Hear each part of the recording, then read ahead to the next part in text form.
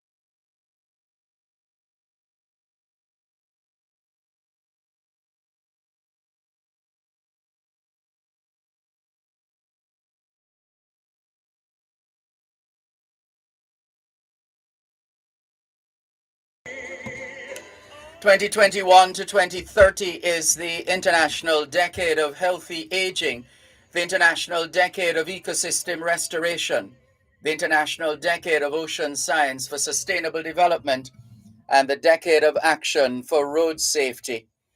It's the seventh day of the 10th month of 2022, the International Year of Sustainable Mountain Development, the International Year of Basic Sciences for Sustainable Development, the International Year of Glass, and the International Year of Artisanal Fisheries and Aquaculture. Put another way, it's the seventh day of the fifth month of the 2022 Atlantic hurricane season. And according to the National Hurricane Center in Miami, Florida, Tropical Storm Julia has formed off the Guajira Peninsula. Hurricane watches and warnings have been issued for Nicaragua and the offshore Colombian islands. Closer to home, there's a trough across Jamaica, which is expected to remain across the island today. Thereafter, another trough associated with a broad area of low pressure across the southeastern Caribbean Sea is expected to move within the vicinity of the island, although the system is expected to remain far south of the island. An increase in cloudiness with showers, thunderstorms, and occasional strong gusty winds are expected mainly across southern and northeastern parishes throughout this period. The marine interests are, well, those along the south coast are to expect deteriorating sea conditions going into this weekend. The rest of this afternoon into this evening will become cloudy with showers and thunderstorms mainly across sections of southern parishes and hilly areas. The month of October is being observed as Jamaica Red Cross Month, Lupus Awareness Month, Breast Cancer Awareness Month, Oral Health Month, Pregnancy and Infant Loss Awareness Month, National Egg Month, National Manufacturers Month, National Heritage Month, Correctional Services Month, Cybersecurity Awareness Month, Domestic Violence Awareness Month, and in the United Kingdom, October is Black History Month. International Postcard Week activities are drawing to a close, with Saturday being World Post Day. The Jamaica Customer Service Association is marking National Customer Service Week under the theme Celebrating Service Excellence, Reigniting a Culture of Care. In the meantime, the Jamaica Stock Exchange is celebrating its 15th annual National Investor Education Week. It's Goodwill Day in Namibia, Merchant Holiday in Antigua and Barbuda, and Virgen del Rosario, or Our Lady of the Rosary, in Spain. It's World Day for Decent Work. World Day for Decent Work. Hoy es viernes, el 7 de octubre 2022, y les saludamos en cualquier parte del mundo que nos están escuchando en este momento. Estamos muy agradecidos por el don de la vida y el privilegio de servirles en otra edición de su programa Both Sides of the Story, ambos lados de la historia. Nunca vamos a tomar su audiencia por sentado porque sabemos que ustedes tienen otras opciones y esta es la razón por la cual jamás olvidamos darle las gracias por elegir Both Sides of the Story, ambos lados de la historia, de lunes a viernes desde las 2 hasta las 5 de la tarde, aquí en Power 106 FM. La misión continúa para educar, capacitar, iluminar y estimular el espíritu empresarial. Bienvenidos.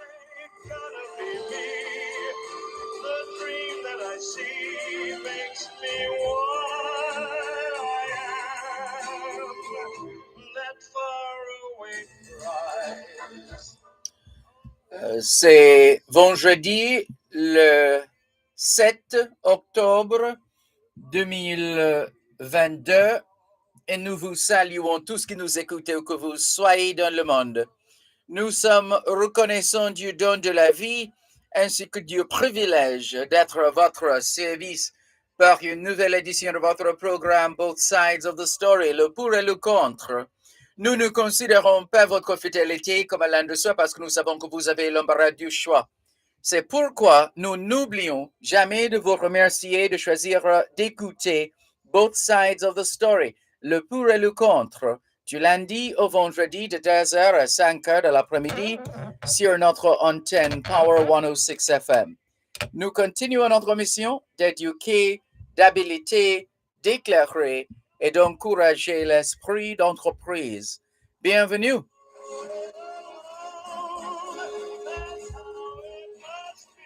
All we're saying is it's Friday, the 7th of October, 2022, and we greet you well, wherever in the world you are listening to us right now. We remain eternally grateful for the gift of life and the privilege to serve you on yet another edition of your program, Both Sides of the Story. We don't ever take your listenership for granted because we know you have choices. And that's why we never ever forget to remember to say thanks for choosing to listen to both sides of the story, Monday to Friday, 2 to 5, right here on Power 106 FM. The mission continues to educate, empower, enlighten, and encourage entrepreneurship. Welcome.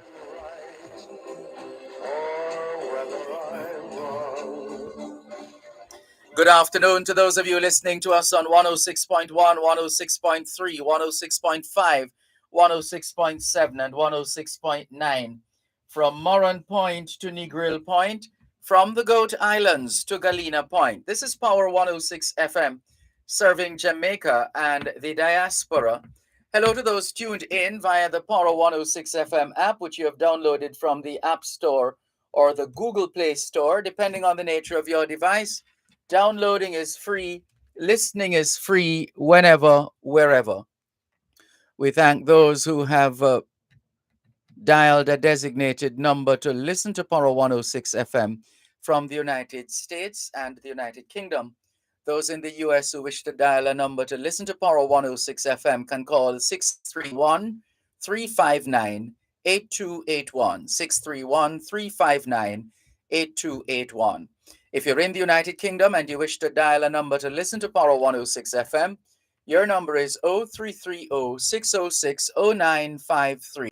0330 606 093. We're streaming live video on the Dervan Malcolm Facebook page. If you're not there yet, log on to Facebook. In the search box atop the page, type DERVAN MALCOLM, and you too will be able to not just hear but see what's happening in the studios of Power 106 FM.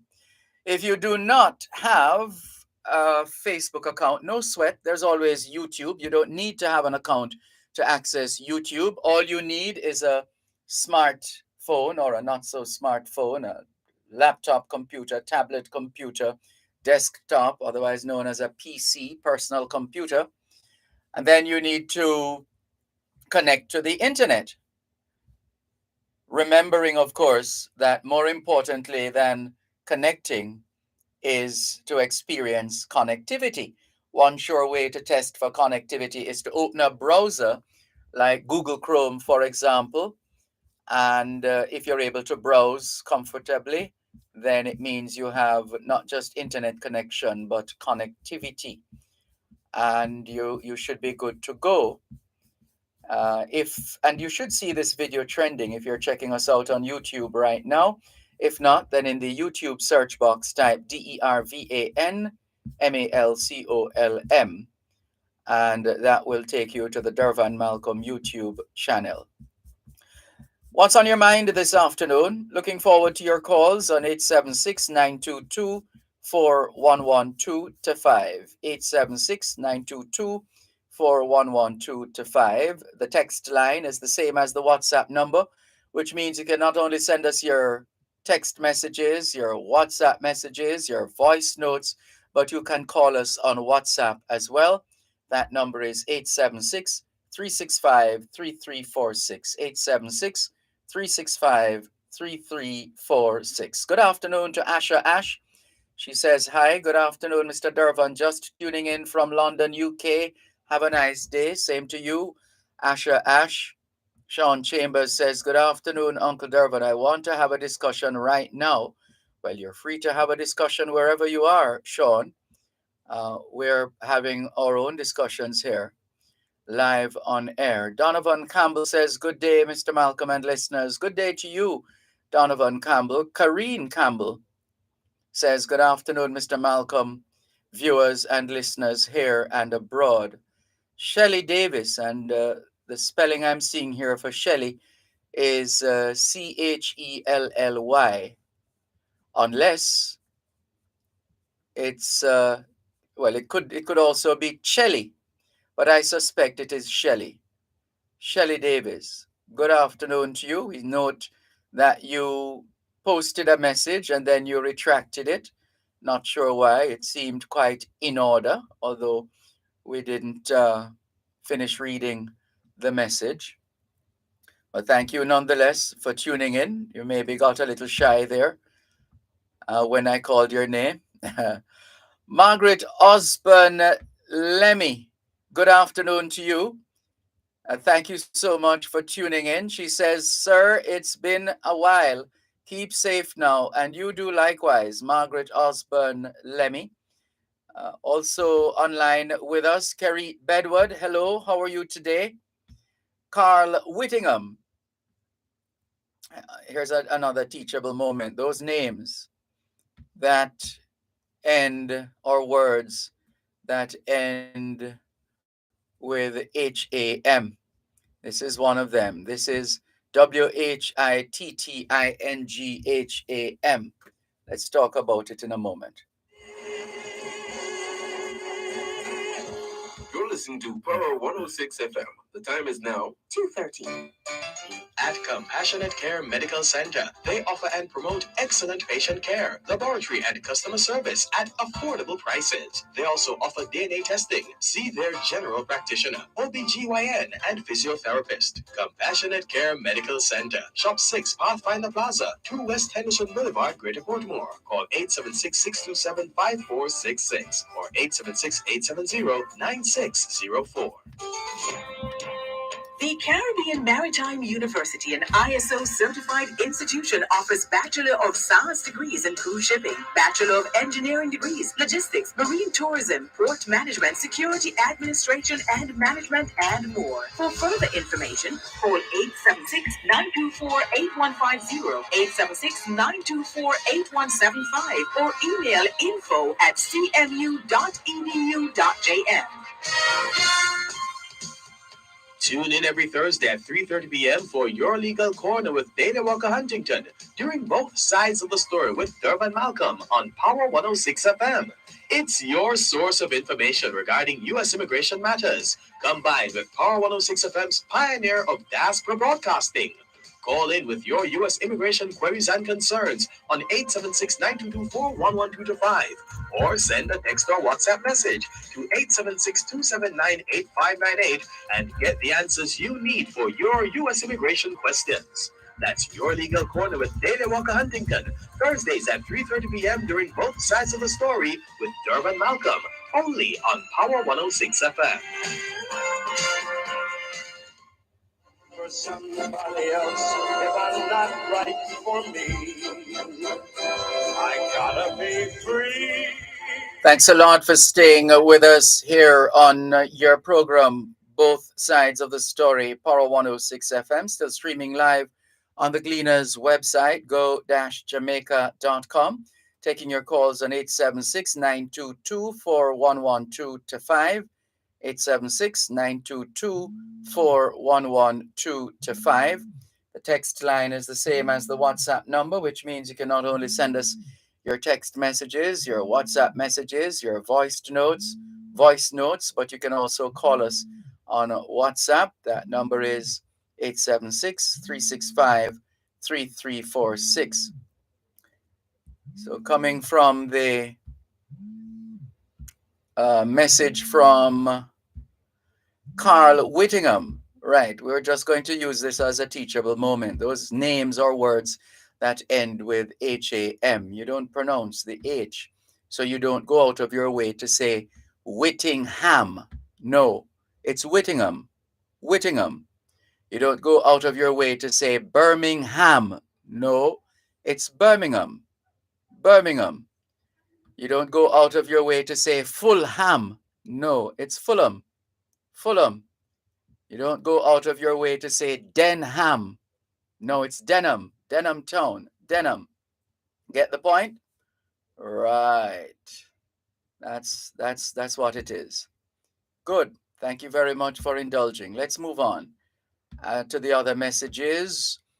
Let's see. Thank you very much, Carl Whittingham, for your message. He says, blessings to everyone. A good evening to you, Mr. Malcolm. Good afternoon, Carl Whittingham. Margaret Osborne Lemmy says, good afternoon, sir. It's been a while. Keep safe now. Same to you, Margaret Osborne Lemmy. Exley Montgomery says, good afternoon, teacher, to you and your listeners. I'm here in Florida watching you live. Always enjoy your program. Keep safe. And you do likewise, Exley Montgomery from Clarendon. Norman Hines is in St. Thomas. He says, blessed afternoon, Sir Dervan, Malcolm, and listeners. To you too, Norman Hines. Thank you very much for tuning in. Jacqueline Simmons, good afternoon. Blessings to you too. Thank you very much for making it both sides of the story here on Power 106 FM. Hello to, well, Shelley is still online there. Maybe she's composing another message. Well, let's move on and just give you a little more meat on the bone with respect to Tropical Storm Julia, as reported by the Gleaner's online platform, jamaica-gleaner.com. And there's a graph there as well. And the story is coming out courtesy of the Associated Press, the Associated Press out of Mexico City. And the news is that Tropical Storm Julia formed Friday in the Caribbean Sea, triggering hurricane watches and warnings for Nicaragua and the Colombian islands. And Julia, I would imagine, it's a Spanish name, so you could very well, some people might very well prefer to hear Julia as opposed to Julia. But anyway, Julia had maximum sustained winds of 40 miles per hour and was moving west at 18 miles per hour. The storm was about 110 miles west of the northern tip of Colombia's Guajira Peninsula, and that's spelled Guajira,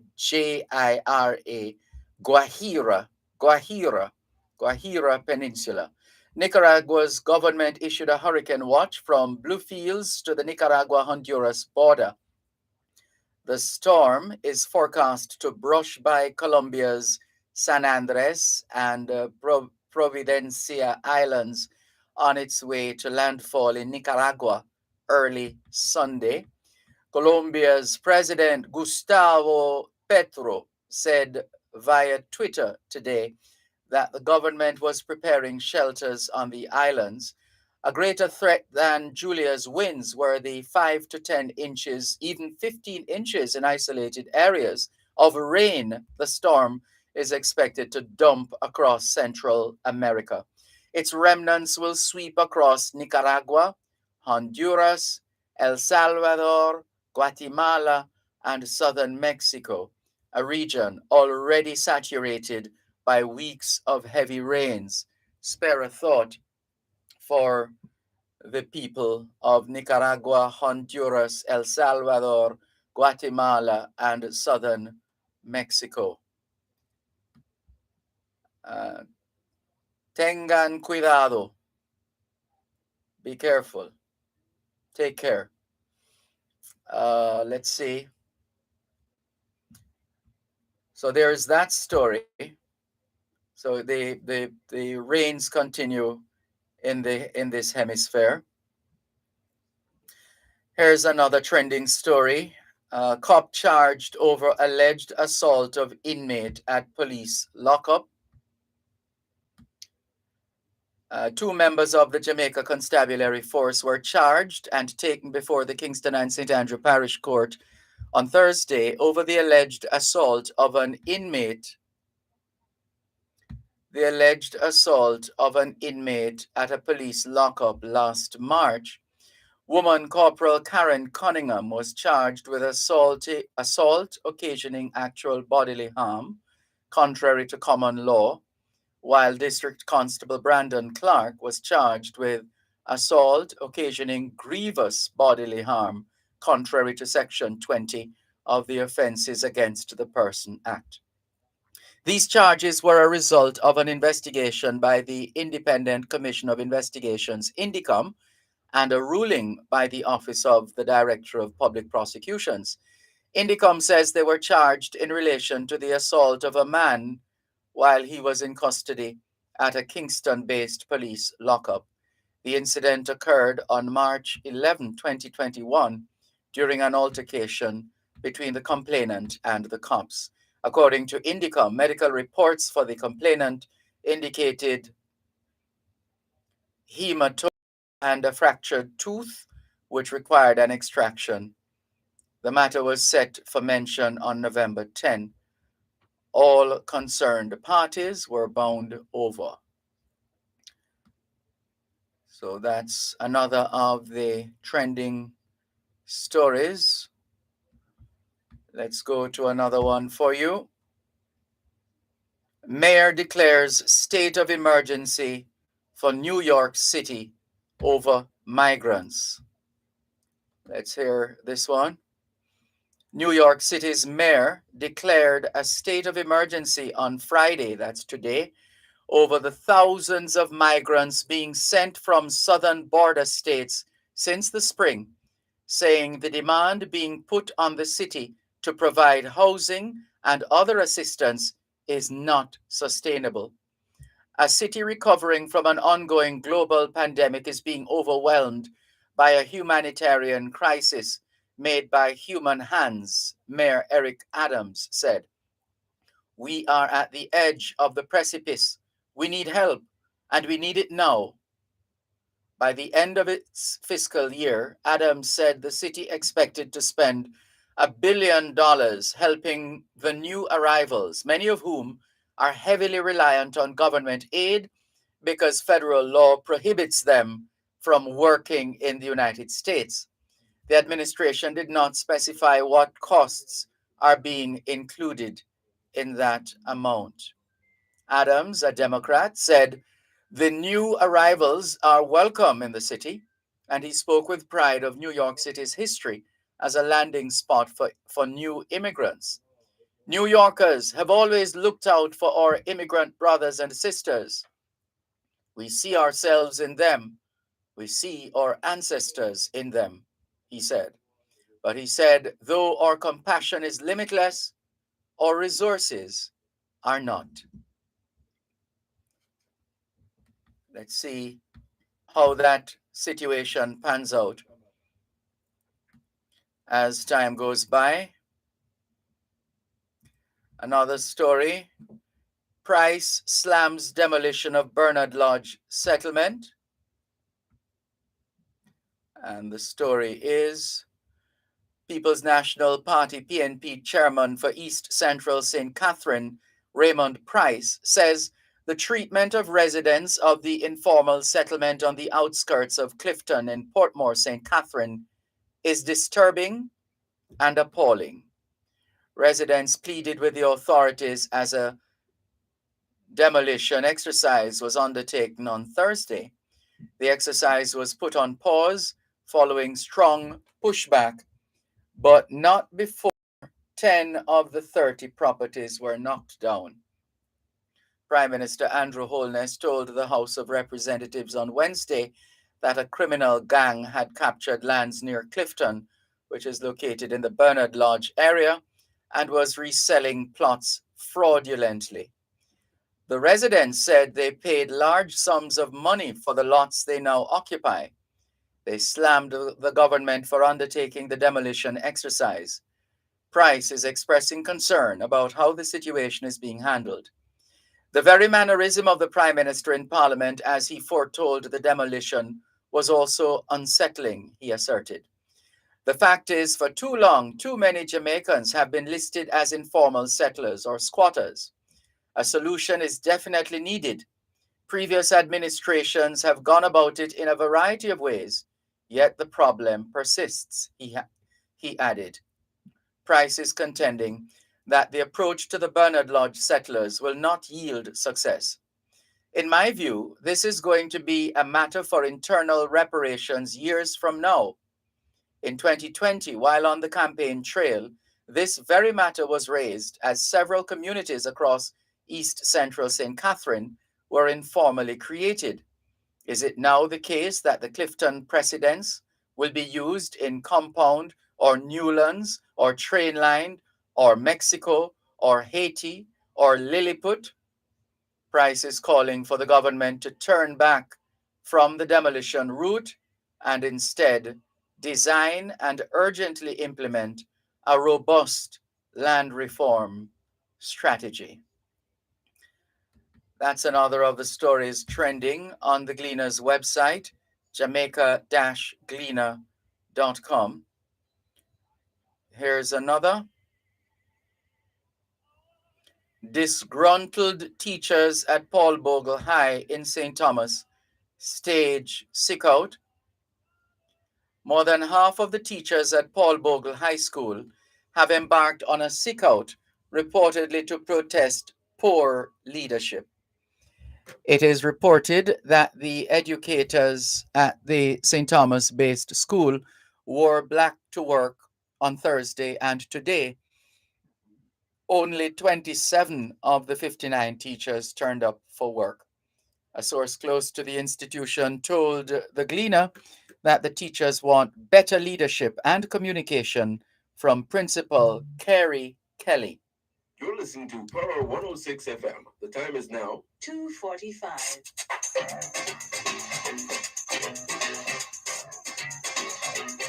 For 50 years, Under the Law has been helping you to know your rights and how the laws of Jamaica can help you defend those rights. And we continue to do this in 2022. The program is brought to you on Wednesdays by the Bank of Jamaica, building an inclusive economy. Under the Law at 6:45 and 8:55 a.m. and at 4 and 9:55 p.m. on Power 106 FM. I gotta be me. What else can I be? Just seeing a message from Lorna Shelton Beck in South Carolina saying, well, today is a sad day. Another family member crossed over. We join in conveying condolences to you, Lorna Shelton Beck, and your family as you come to grips with the loss of another family member. Sincerest condolences, and we extend those condolences to all those who are mourning the loss of family members this afternoon. Condolences. Continuing with more on your program, both sides of the story, Power 106 FM, still streaming live on the Gleaner's website, go-jamaica.com, live on your smart devices all over the world. Captain Dr. Rupert A. Francis says, good afternoon, Dervan. Thanks for always being the standard bearer for Jamaican news and views from Jamaica to the world. Stay blessed. Thank you very much, Captain Dr. Rupert Francis. All the very best to you as well. And thank you very much for making it both sides of the story here on Power 106 FM, still streaming live on the Gleaner's website, go-jamaica.com, live on your smart devices all over the world. And we're taking your calls on 876-922-4112, 876-922-4113, 876-922-4114 and 876-922-4115. Text line same as the WhatsApp number, which means you can not only send us your text messages, your WhatsApp messages, your voice notes, but you can call us on WhatsApp as well. That number is 876 365 3346. 876 365 3346. Here's one for the people of Westmoreland, the parish of Westmoreland. Let's see. On this day in 1703, the first representative for the new parish of Westmoreland, Michael Holsworth, Esquire, was sworn in by the governor and took his place in the House. On that same day, appointed to 7 committees and made chairman of one, which was mandated to bring the bill to encourage the importation of white men. Yes, you heard right. On that same day, he was appointed to 7 committees and made chairman of one, which was mandated to bring the bill to encourage the importation of white men. The matter appeared to have been one of extreme urgency, as a bill was prepared, taken through the 3 required stages, and became law as the Deficiency Act before the end of the year. It required that on the estates there should be 1 white man for the first 10 Negroes, 2 for the first 20, and 1 for every 20 thereafter. So this was 1703 in Jamaica. Let's go to 1865. Trouble started in Morant Bay on this day in 1865 when a mob of about 400 people gathered outside the courthouse. The day ended with the burning of the building and the murder of 15 people. Baron Maximilian von Kettelholt, the custos of the parish of St. Thomas in the East, was among them. In reprisal, Governor Edward John Eyre declared martial law in the eastern end of the island and ordered out troops to suppress the uprising. A total of 439 people were killed by the authorities during martial law. This included the hanging of 179 men and 7 women. More than 1,000 cottages and houses were burnt, and some 600 people, including women, flogged. It was also revealed that Paul Bogle, a Baptist deacon, and other residents of Stony Gut heard that 2 of their friends would be tried in the Morant Bay courthouse for assault and trespass. Because they did not trust the court's impartiality to hand down just decisions, they marched to Morant Bay to see that justice is done. At the petty sessions, Alexander White was found guilty for assault and trespass and ordered to pay a fine of 4 shillings plus costs of 12 shillings and 6 pence. One James Gohagan shouted to the defendant to pay the fine, but not the costs. The session was interrupted by the ensuing disturbance and was suspended. Gohagan escaped and was protected by Paul Bogle and his men. No one was injured. That was 1865 here in Jamaica. Also, in 1868, Cornell University was inaugurated in Ithaca, New York. In 1885, Niels Bohr, physicist whose model of atomic structure helped establish quantum theory, was born. 1913, for the first time, Henry Ford's entire Highland Park, Michigan automobile factory was run on a continuously moving assembly line when the chassis, the automobile's frame, when the chassis, the automobile's frame, is assembled using the revolutionary industrial technique. A motor and rope pulled the chassis past workers and parts on the factory floor, cutting the man hours required to complete one Model T from 12 and a half hours to 6 hours. Within a year, further assembly line improvements reduced the time required to 93 man minutes. The staggering increase in productivity effected by Ford's use of the moving assembly line allowed him to drastically reduce the cost of the Model T, thereby accomplishing his dream of making the car affordable to ordinary consumers. Henry Ford took note of the work of efficiency experts like Frederick Taylor, the father of scientific management. Desmond Tutu, South African religious leader, born on this day in 1931. Sir Stafford Cripps, member of the British Parliament, was quoted in the Tribune, a British newspaper, that he had returned from a 10-week holiday in Jamaica. And here are his words now. So he said he had returned from a 10-week holiday in Jamaica. Here's what he said. I witnessed British imperialism at work, with all the tragedy of poverty, suffering, and suppression that such a system necessarily imposes upon a subject and exploited population. So those were the thoughts of Sir Stafford Cripps, a member of the British Parliament, when he returned to Britain after a 10-week holiday in Jamaica. Can you imagine? 10-week holiday? That's a lot of time. Goodness.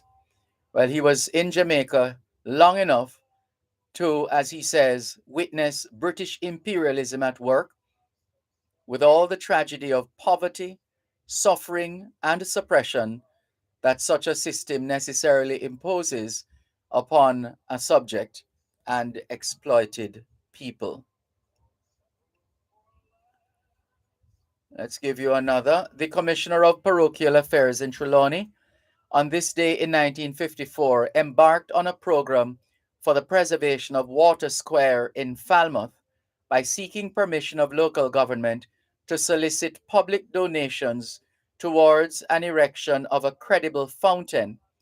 This fountain would be erected in the center of an old tank created in Water Square in 1799.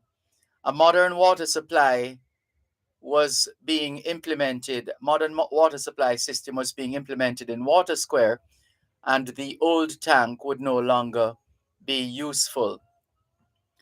So, of course, Falmouth had running water before New York City, which holds significance for Jamaicans at home and abroad. And let's go through maybe a couple more, and then we have some scheduled interviews. On this day in 1957, the Michaelmas term of the University College of the West Indies opened with 180 new students, bringing the number of students in residence for the new academic year to more than 600. Of the 142 students wishing to study medicine, 47 were overseas applicants, mainly from the United States of America. And let's go to 1959, another problem that is still with us.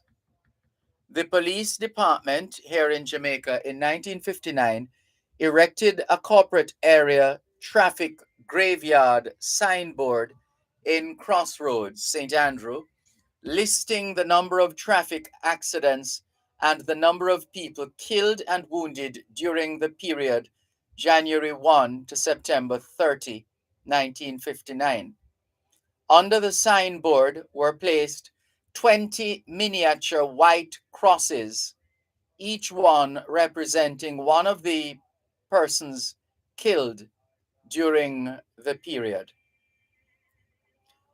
So it was a big concern road fatalities in Jamaica back in 1959. And what was the death toll for the period January 1 to September 30, 1959? 20. The loss of any life is to be regretted, and one life lost is one life too many. But can you imagine a road fatality rate in Jamaica at 20 for the period January 1 to September 30, 1959? As tragic as that is, we would take that any day these days in Jamaica when we are running into the 300s and the 400s. 1959. Mind you, the variables have changed over time. Naturally, we didn't have as many vehicles on the roads, and there were all kinds of other variables.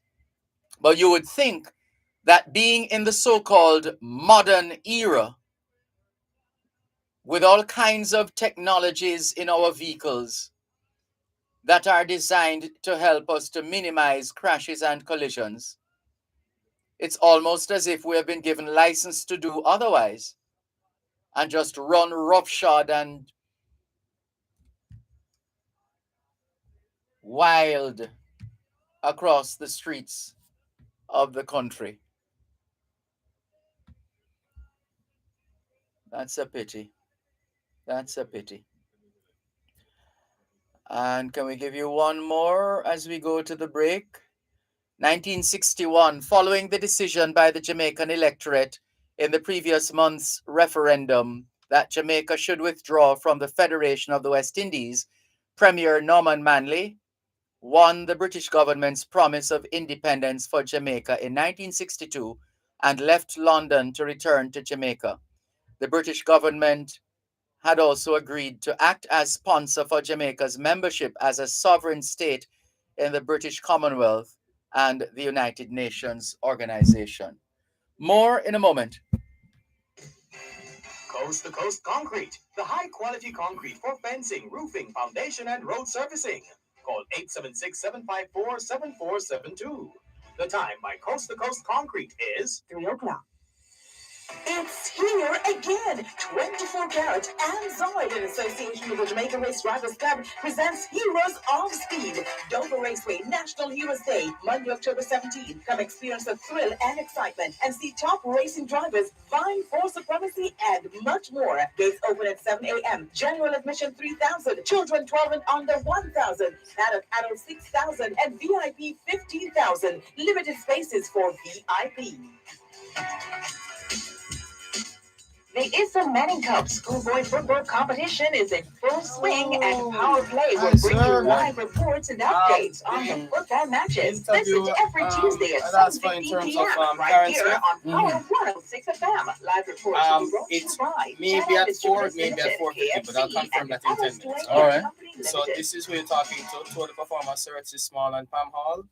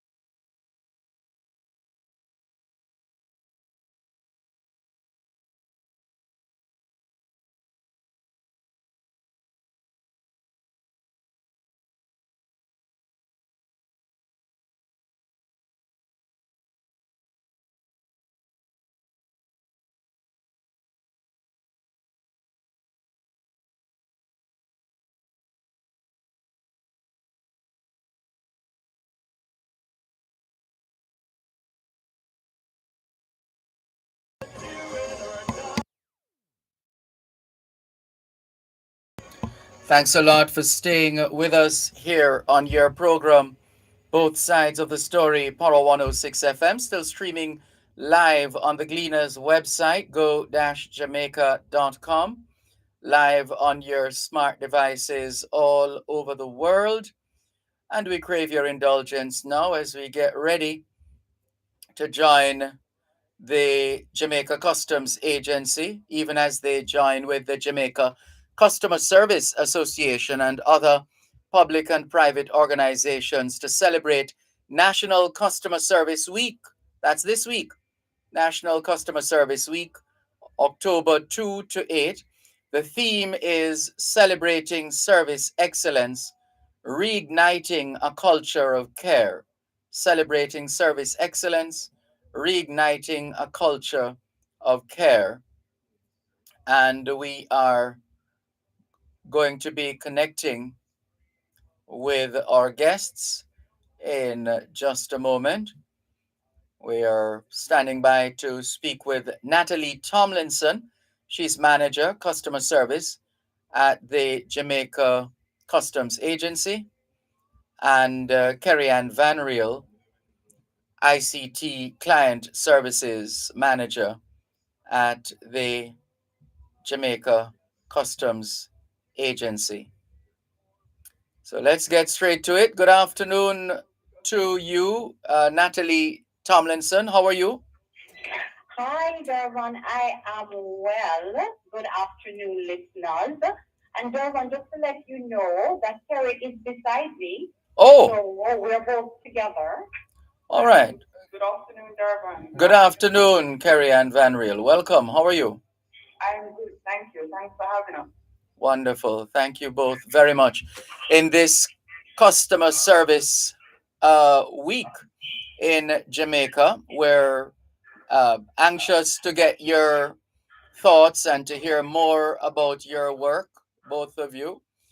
So let's start with you, Natalie Tomlinson. You're manager customer service. Now that is perhaps one of the most important. Some people would go as far as to say the most important position in any organization is that of customer service.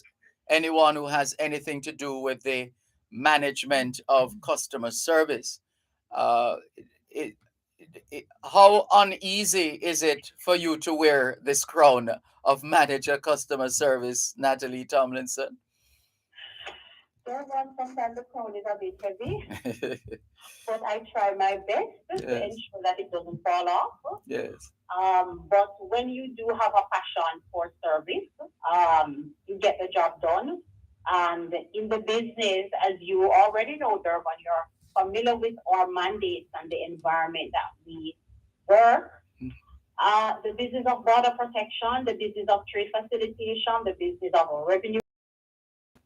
Sometimes it can be a little daunting, but nevertheless, we try our best here at Jamaica Customs to maneuver and to give of our best. Mm-hmm. And hold it right there. Going to come back to you in a moment, but let's get in a word now from Kerry Ann Van Riel, ICT Client Services Manager at the Jamaica Customs Agency. And ICT is Information and Communications Technology. Right. You give us an overview of the what is involved in ICT Client Services at the Jamaica Customs Agency and the role that you play in that regard? No problem. So at the service desk or the help desk, most persons are familiar with those terms. We are the first line support. We offer technical support and assistance to all stakeholder groups, both internal and external. So anyone that interacts with our information system, and the populace will be aware of it. Africa world, that's where we come in. We offer assistance with that. Mm-hmm. As the manager, my role is basically to oversee the entire operations of the service desk along with the team, managing, ensuring that all the requests that come in are actioned in a timely manner, incidents or the faults that are reported get resolved in a timely manner. And I'm also a point of escalation. Any issues that may come in that the team cannot handle, they refer it to me, and we get it done. We get the job done. Mm-hmm. And what does this week mean for you, Natalie Tomlinson, as manager of customer service? And how does that meaning manifest itself in terms of the mantra or the commitment of Jamaica Customs as far as customer service is concerned? Okay, so Dervan, definitely myself and the agency, we do endorse this week, and special shout out to the Jamaica Customer Service Association for advocating for the observance of National Customer Service Week. What it means to me, what it means to JCA is we understand, we value service excellence, and we know that it is very important and it needs to be seen in all facets of our operations. It is not sometimes, Durban, when we think about customer service, we think about our external, but it's not about just the external. Also, the internal customer is very critical. Mm-hmm. They are the driving force. They are the engine. Yes. Without our staff, we can't fulfill our mandate, right? Yes. So it is very critical. So this year, in observing and in celebrating the week, we focused on our internal customers. And how we did that is, of course, how we went about that is to have it was also HR week as well. So it's a full week Dervan, and we engage our staff through the intranet with fun-filled activities, motivational quizzes, trails, just let them feel special. And special shout out to Team Customs because they do go above and beyond. So service excellence means a lot to us here. And also as it relates to our external customers as well, is that as they theme this year, igniting a culture of care. We care about our clients and we want to hear from them. And we are concerned with how they feel about our service and just to facilitate that two-way feedback. So of course, we have our communication channels that our customers can easily reach us, as Terry mentioned. We have our live chat feature that is on our website. And just to remind the listeners of our website address, it's www.jacustoms.gov.jm. And also we facilitate various virtual online forums where we can have real conversations with our clients. If they have questions as it relates to any sort of information, re-importing or exporting, that is available via that medium. As well as Durban, the regular traditional means of telephones and emails. As Terry mentioned, also there's a help desk where persons can reach out to us as it relates to IT matters. Yes. And thank you very much for outlining all of that for us, Natalie Tomlinson. Stay where you are as we get in another word from Kerry Ann Van Riel, ICT Client Services Manager, JCA, that's the Jamaica Customs Agency. Is there a standard approach that you take to resolving? I mean, there are issues and there are issues. There are some that in a word or two are resolved, but there are others that require much more. How would you describe your system or protocol or process of resolving complex customer service matters? Dervan, as service desk, we have a very knowledgeable team and that has the appropriate skills. So, an issue comes in, you want to ensure that you investigate it properly, you're able to classify it. And most of these incidents that may come into us are repeat incidents. We have been familiar with some of these incidents. So most times we have the resolution on hand. When those come in, it's no problem. In a timely manner, we get those clients' issues resolved and we get them on their way. But the others may take a little longer. We have a group of persons in our IT department, that are escalation points for some of these issues, myself, and we have other team members that will jump in and assist. Because at the end of the day, Jason wants to ensure that we meet our customers' needs and we also exceed their expectations. So customer experience is a big deal for us over here at JCA. Yes, and it's not just a Monday to Friday thing, is it? No, we have extended support as well. The team works 6 days of week between 8:30 to 10 in the night, and on a Saturday between 8:30, 9 o'clock till 5 in the afternoon. I didn't realize that you went so late. Yes, we do. Yes, we do. There's always a need for assistance. Once Right. there's trade going on, there's people will need assistance. So we're there to offer assistance to them. All right. Hold it there, Carrie Ann Van Riel. Thank you very much. Let's come back now to Natalie Tomlinson, Manager Customer Service at Jamaica Customs Agency. You have referenced your internal customers quite a few times.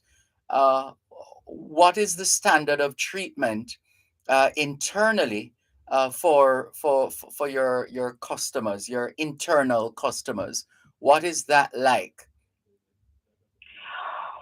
Well, Dervan, as I've mentioned earlier, Hmm. we value both. Right. And of course, our HRMD is responsible to ensure about the welfare of our staff. Mhm. And Oh, sorry. You had also said this is HR week. No, is it this week? yes, this Okay. is HR week as well. Yes. Yes. Yes. Yes, so they are responsible to drive the various programs as it relates to our staff. Mhm. Some programs, it's a collaborative effort, Yes. specifically regarding training and building capacity for our team members here. But we do have programs. We actually also have a JCA moves, a custom moves Mhm. that we mimic from the Ministry of Health. Because Durban, you know how it goes. You know, if our staff is not fit, Mhm. right? Yes. They cannot fulfill the mandate, True. True. right? And Mhm. also there is also a spiritual program as well Mhm. that is available. And also we are launching our peer support network. And I'm proud to say I'm a part of that Okay. group to provide additional support to team members as it relates to mental health and etc. One moment, you just hit a keynote there. Mental health. It's a big subject now more than ever. One moment, please, listeners. It's Customer Service Week, and it's also Human Resources Week, and we're delighted to have representatives from Jamaica Customs Agency celebrating these two significant events this week, right here on both sides of the story. You're listening to Power 106 FM. The time is now 3:15. There's a retirement crisis in Jamaica, with only approximately 10% of the working population saving towards retirement. Many people do not participate in a formal pension plan, such as contract workers and the self-employed, and some are not eligible for a government pension. Every member of the workforce has the opportunity to participate in a pension plan and secure a monthly income for their retirement. Join Real Business every Monday at 9:30 a.m. for an informative discussion with Peter Rose Hall, Managing Director of BPM Financial, discussing the importance of retirement planning and the solutions to move Jamaica out of this crisis. Retirement Wealth Creation is brought to you by BPM Financial Limited, taking you higher.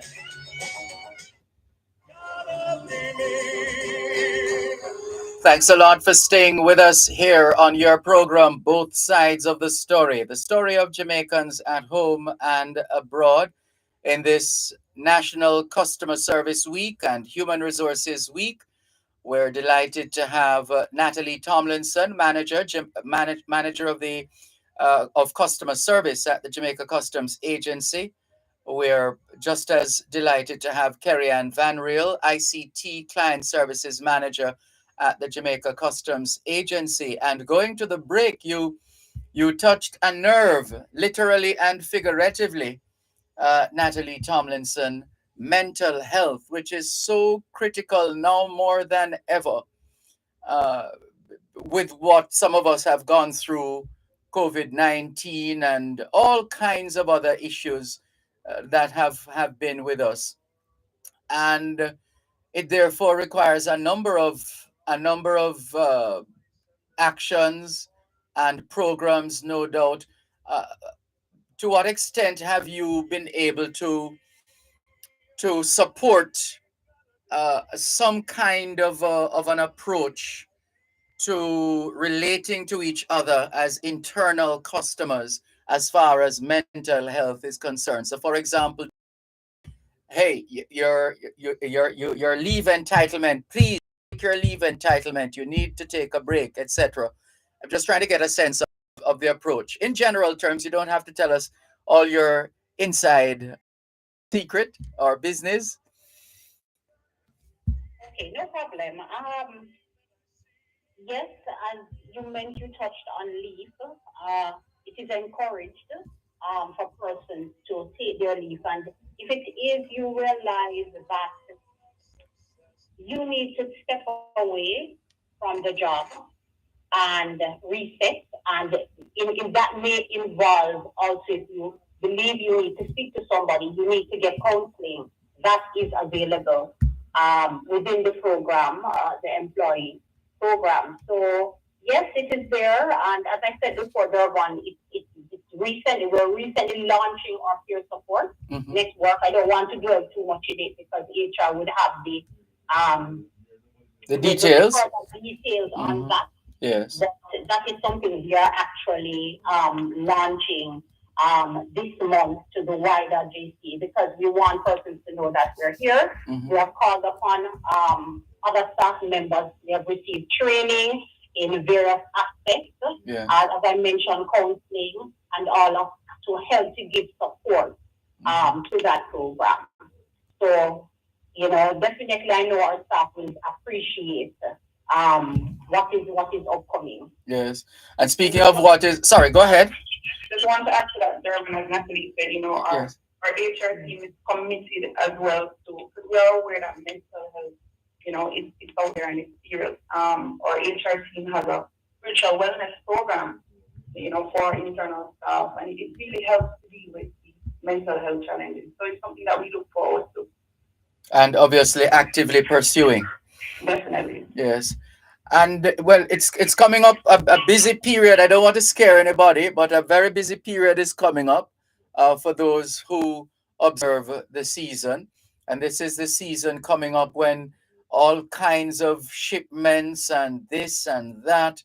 And so activity in your field, ladies, becomes heightened, and there's a lot of pressure to deliver and to be as efficient as possible, etc. Is it fair to say that you already, as it stands now, Natalie Tomlinson, you have a well-oiled machine in terms of the capacity of your team to deal with added or enhanced work? Yes, indeed.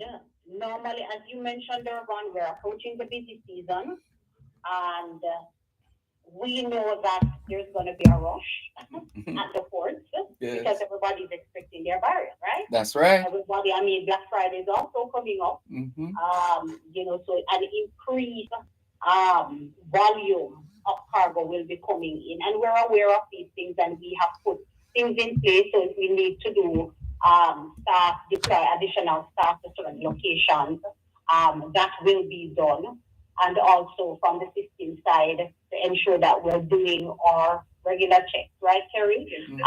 To ensure that the system will be functioning at its optimum level as well. And let me just put a plug in here, Dervan. Yes. I encourage persons to reach out to us prior to exporting anything, because what we have found is that sometimes because persons are not aware of the various procedures and processes, they may be taking something that may require a permit.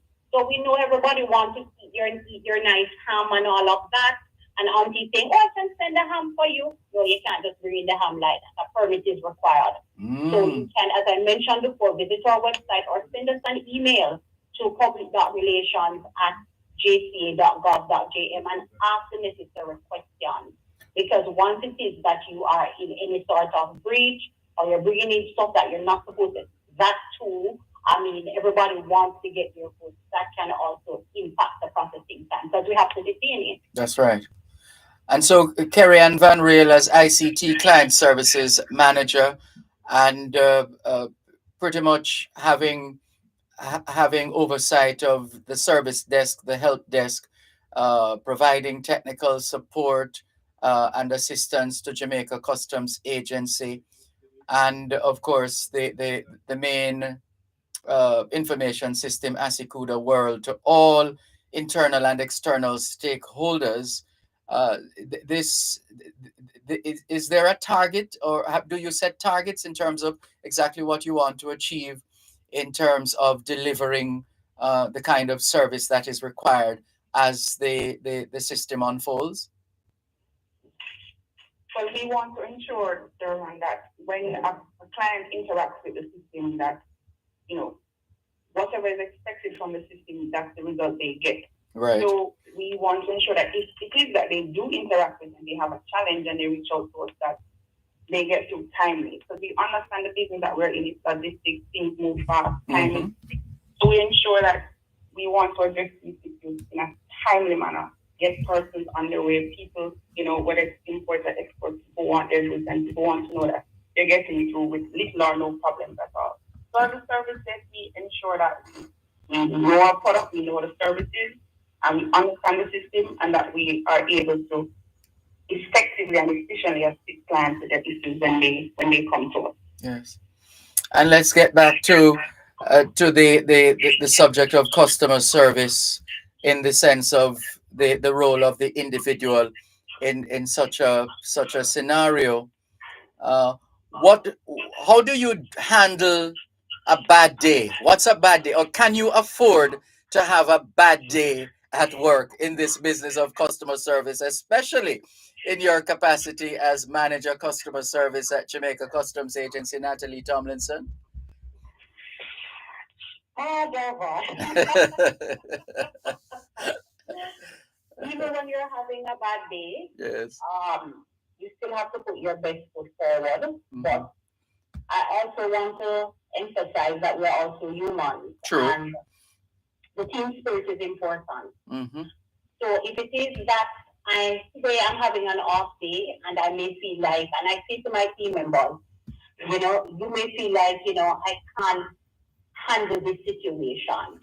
It is okay to say to your other team member or myself, can you assist in this regard? Because we are also human as well. So as I said before, the team spirit is very critical.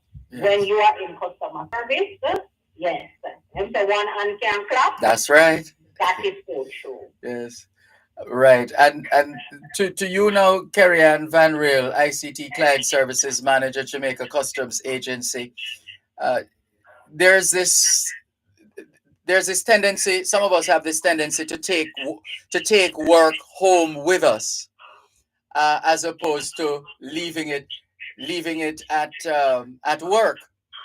Do you subscribe to that you shouldn't take work home, or is it that you are like doctors who are always on call? You just have to respond whatever the time of day or night if there is something that needs to be dealt with and requires your input.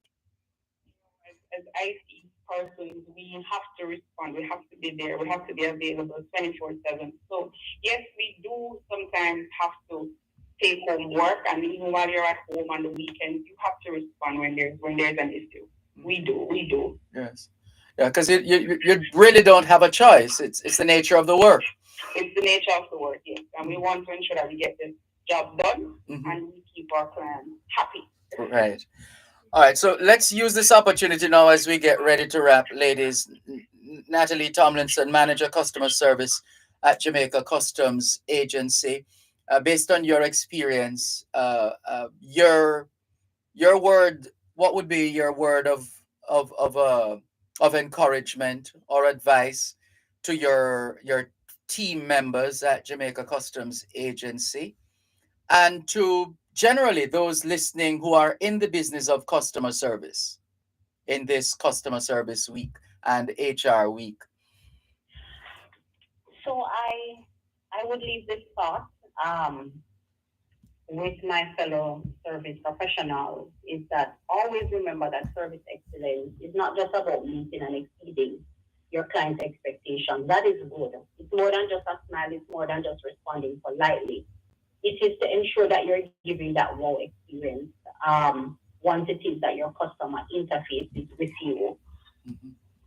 And also, don't take it personal. We have a term, an acronym, QT. It's not the one that they use to clean your ears.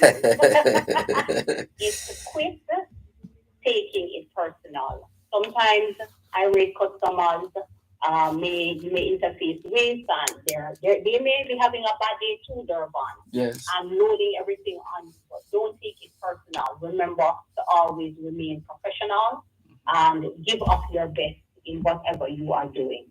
Yes. And Carrie Ann Van Riel, what You can? know, just to add what Sure, go ahead. Natalie said, Mhm. as customer service representative, I always say, what if you were on the other side? So Mhm. you're interacting with customers and you're interacting with me and I'm your agent. Yes. But outside of the work, I am a customer too. That's So you right. want to ensure that you treat people and give them the service that you would want for yourself. And Excellent. if you look at it that way, you won't have a problem. Yeah, that makes a whole. Yes, it does. Yes, it does. And as we get ready to wrap, since we have just under a minute and a half or so, in terms of those who maybe have questions for customs, the what's the best route? What's the what number or website or app or whatever do they need to connect to? Okay. All right. So we can be reached via phone 922-5140. It goes all the way up to 8, as well as customers can send us an email. I'm going to give 3 email addresses, Dervan. Yes. So for the general customer service side, it is public.relation@jca.gov.jm. And also we have another quick.response at jca.gov.jm. And also from Kerry's side, helpdesk@jca.gov.jm. Also, I know I mentioned it earlier, we do have our live chat feature that is on our website, and we also have a customer relationship and feedback form as well. And also, you can follow us on all our social media. We're on Twitter, we're on IG, we're on LinkedIn, and of course, the regular YouTube. So if persons would want to obtain information, there's a wealth of information there that they can peruse on our socials. Sounds good. Carrie Ann Van Riel, ICT Client Services Manager at Jamaica Customs, and Natalie Tomlinson, Manager Customer Service at Jamaica Customs. We're grateful for this interaction in this National Customer Service Week and also Human Resources Week. Well done to you both, ladies. All the very best. And we look forward to speaking with you again at some point in the very near future. Thank you, Dervan. Take care. It's been a pleasure, and you do likewise. Take care as well. Bye-bye. Bye-bye. Protecting Jamaica's borders from illicit imports and exports is a key priority for the Jamaica Customs Agency. The JCA will remain vigilant and resolute in effectively fulfilling this mandate. The time by the Jamaica Customs Agency is 3:31 on Power 106. Tune in every Thursday at 3:30 p.m. for Your Legal Corner with Dana Walker Huntington, doing both sides of the story with Dervan Malcolm on Power 106 FM. It's your source of information regarding U.S. immigration matters, combined with Power 106 FM's pioneer of diaspora broadcasting. Call in with your U.S. immigration queries and concerns on 876-922-41125 or send a text or WhatsApp message to 876-279-8598 and get the answers you need for your U.S. immigration questions. That's Your Legal Corner with Dana Walker Huntington, Thursdays at 3:30 p.m. during both sides of the story with Dervan Malcolm, only on Power 106 FM. Survive, and I won't give up this dream of life that keeps me alive. I gotta be me.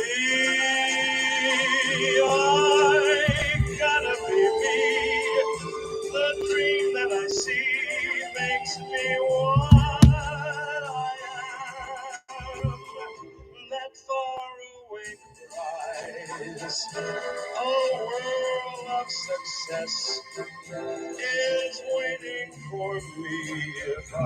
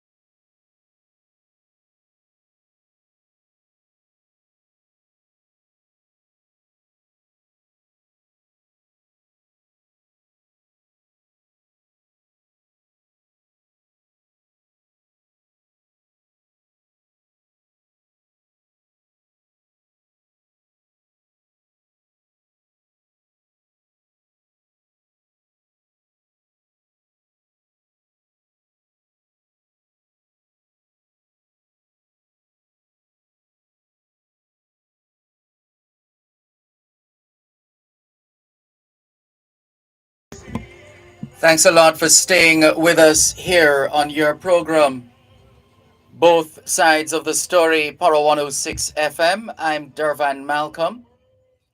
We're streaming live on the Gleaners website, go-jamaica.com, live on your smart devices all over the world. And we're continuing to share with you some useful information. We just had the discussion on customer service, customs, and related matters.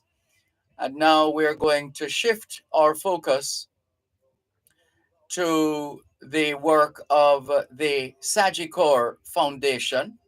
Apparently, nominations for the Sagicor Foundation Biennial Community Heroes Award are now open, and members of the public are being invited to nominate extraordinary Jamaicans who are doing good in their community to be considered for the award. And as we understand it, this year, the Sagicor Foundation will be selecting 14 nominees from the submissions to be recognized and rewarded as community heroes. Each awardee will receive $50,000 along with a commemorative award of recognition. 50 outstanding philanthropic Jamaicans from across the island were selected and honored at a celebratory event. And, well, let's get straight to it and welcome our guests. Good afternoon and welcome to Michelle Ann Letman, Manager Public Relations and Corporate Social Responsibility with the Sagicor Foundation. Hello, Michelle Ann. How are you? I am great, Doc.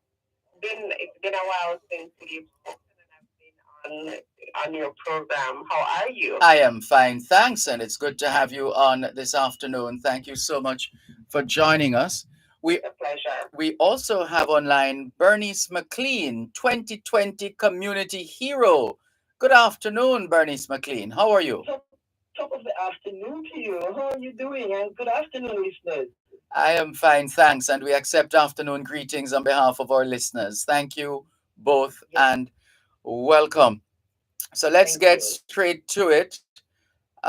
First of all, can you first of all, where exactly are contributions have you made to your community?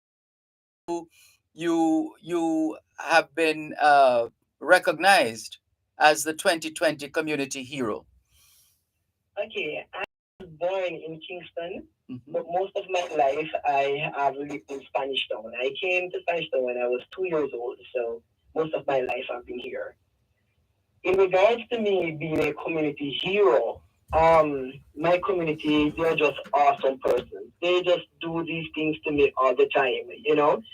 But from time to time, I do take care of the blind, you know, whatever their needs are. If I have blind persons in my community, I think one of the things that caused them to think that I am a hero is that I had took a gentleman to hospital that I found one morning with maggots in his foot. Oh no.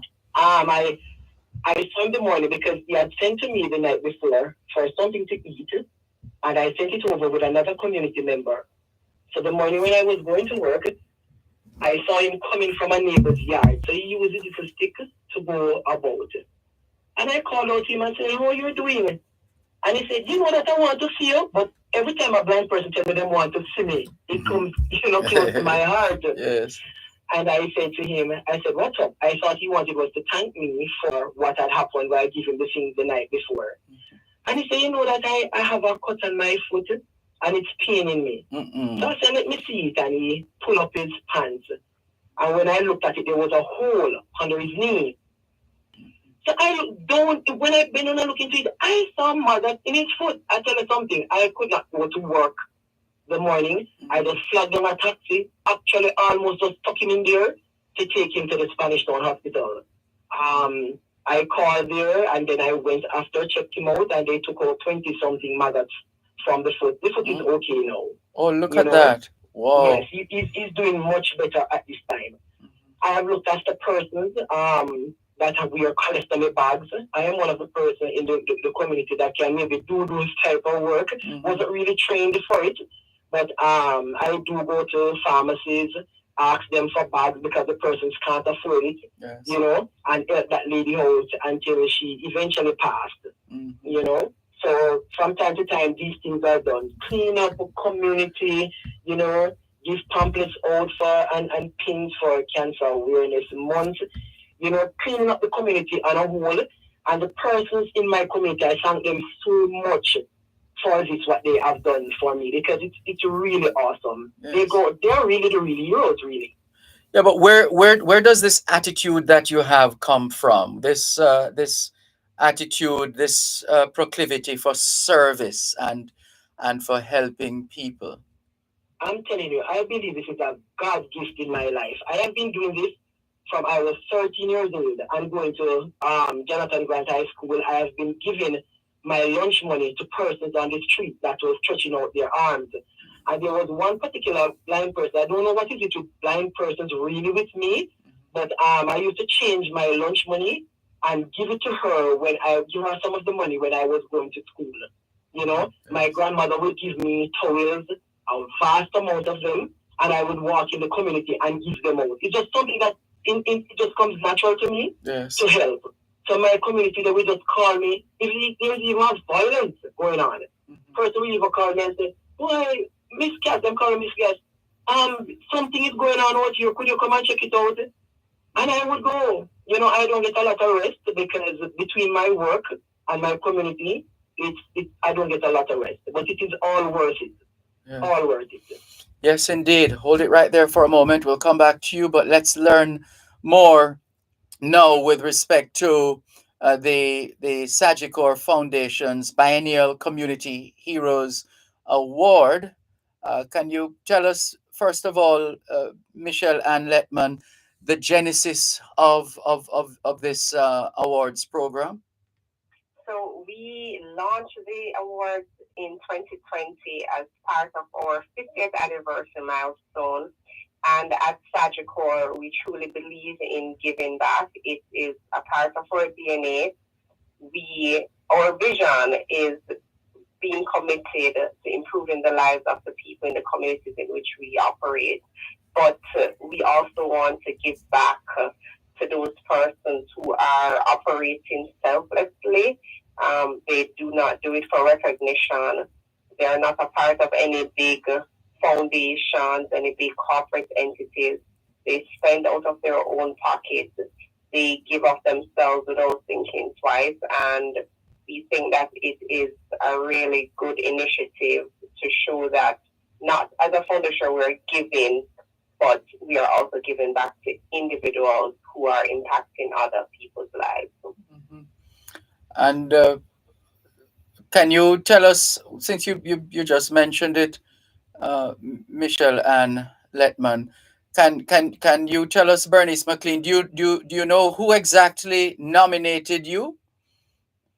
I have to tell you the truth. Yes, tons of persons, and the reason why I know is because I have persons, community members, friends. I have persons from the St. Catherine East Community Development Committee. I just thank them so much. They would call me for my date of birth, and then they would call me and say that, you don't have any pictures of the community thing that you go and clean up over the school there, so you know, the lady where you go see the other day, you don't have a picture down there. And I was like, what is going on? I will tell you, she got the most nominations from the St. Catherine Parish Youth Council. Yes. Hold on. Michelle Ann was just saying that you got the most nominations. Yes, for the 2020, the inaugural one. Wow. A number of persons nominated because it's an open call, and we had people receiving multiple nominations, and Miss McLean was one of those. I think at least over 10 people nominated her for the award. So it was a no-brainer for us. Yes. And what was the feeling like, that kind of recognition out of the blues, as my late mother would say? What was that feeling like? Gosh, I was elated. I am telling you, I was All right. overwhelmed. Hold it. Don't move. Tell us about the elation and overwhelming experience after the break. You're listening to Power 106 FM.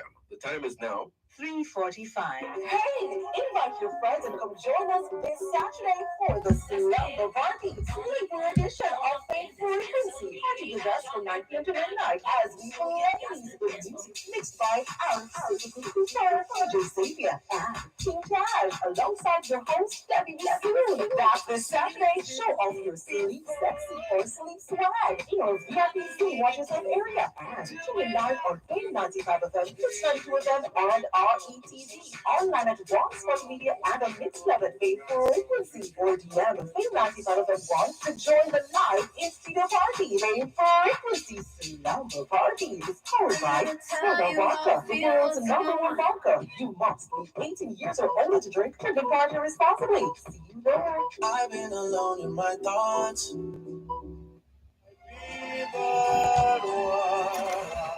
Thanks a lot for staying with us here on your program, Both Sides of the story of Jamaicans at home and abroad. Our special guests at this time, Bernice McLean. She's the 2020 Community Hero as part of the Sagicor Foundation's Biennial Community Heroes Award. And we also have Michelle Ann Letman. She's Manager Public Relations and Corporate Social Responsibility for the Sagicor Foundation. And just before the break, Ms. McLean was about to tell us about the elation and overwhelming experience with which she was overcome when she got the news. Miss, yes.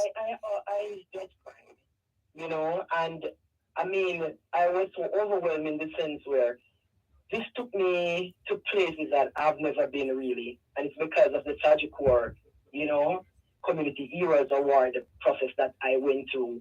I mean, I've just been to the Pegasus Hotel. It was awesome. I got to meet Christopher Zaka, Michelle Letman. I mean, some of the nominees, even like Auntie Donna. It was really a good experience, and I really thank the community for doing this. All the police officers that nominated me, and persons from the St. Catherine Parish Youth Council. I tell you, much thanks, and you are the heroes. Yes. They help, because even the St. Catherine Parish Youth Council, the National Integrity Action persons, they have helped in numerous amounts of things that I do there, and it caused me to feel really good, and I do appreciate them. Thank you, Letman. Is outside of the awards where you encourage or you seek to nurture community spirited people?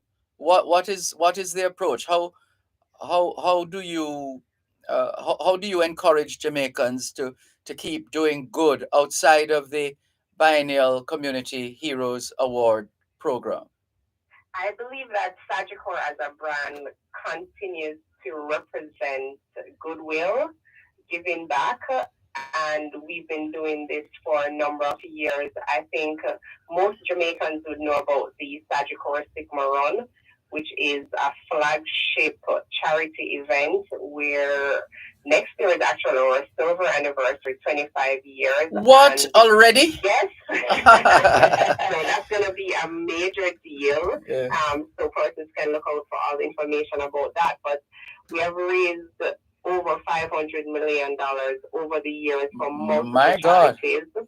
Yes, and we could not have done that without the support of corporate Jamaica, individuals, members of the diaspora.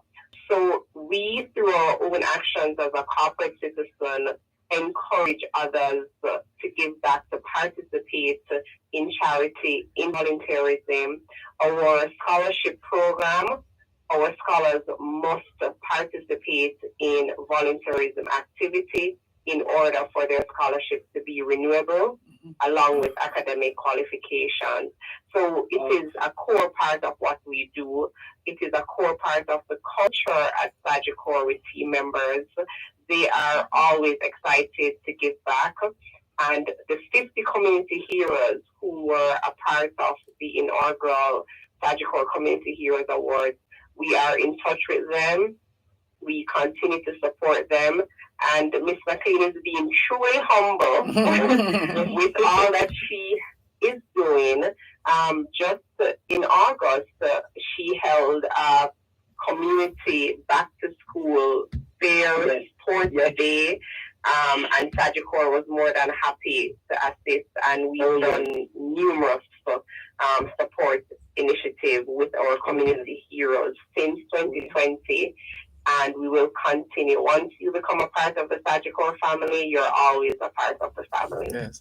And Ms. McLean, I gather you got a cash incentive from Sagicor. I don't mean to fasten your business, but I'm just wondering how did you choose to utilize those funds?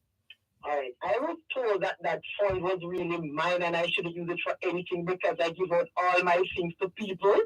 But it could not have happened that way. When I got that funding, it still goes out to persons. Like you have a young man, he's going to school and his parents can't afford it. And out of that money, I can get his hair trim. Mm-hmm. You will have another person who his shoes is lifting off. Mm-hmm. And you take a money from that and you buy the young man a shoes. Yes. You understand? Yes. So the money could not just be for me despite they said it was. Mm-hmm. You know, it is really a good feeling. I don't know for persons, but it's an awesome feeling when you help. Yes. In fact, I think it's also, I think that the experts say, scientists say it can be quite therapeutic for those who do the kind of work that you do. It makes you healthier. Yes, it does. Mm-hmm. And I tell you that because of this, the community members is just going on with themselves, because even this year, I was also a nominee for the Governor General's Achievement Award. Nice. You know? Mm-hmm. So the community members, I don't know what is going on, because it's not like I'm looking anything, yes. But I guess they want to show their appreciation, and they do these things to show how appreciative they are. Yes. So I'm yes. really glad for it. Good. Thank you, Ms. McLean. And Michelle and Letman, let's hear now about the some of the other. Are there other notable nominees that in the past? So yes.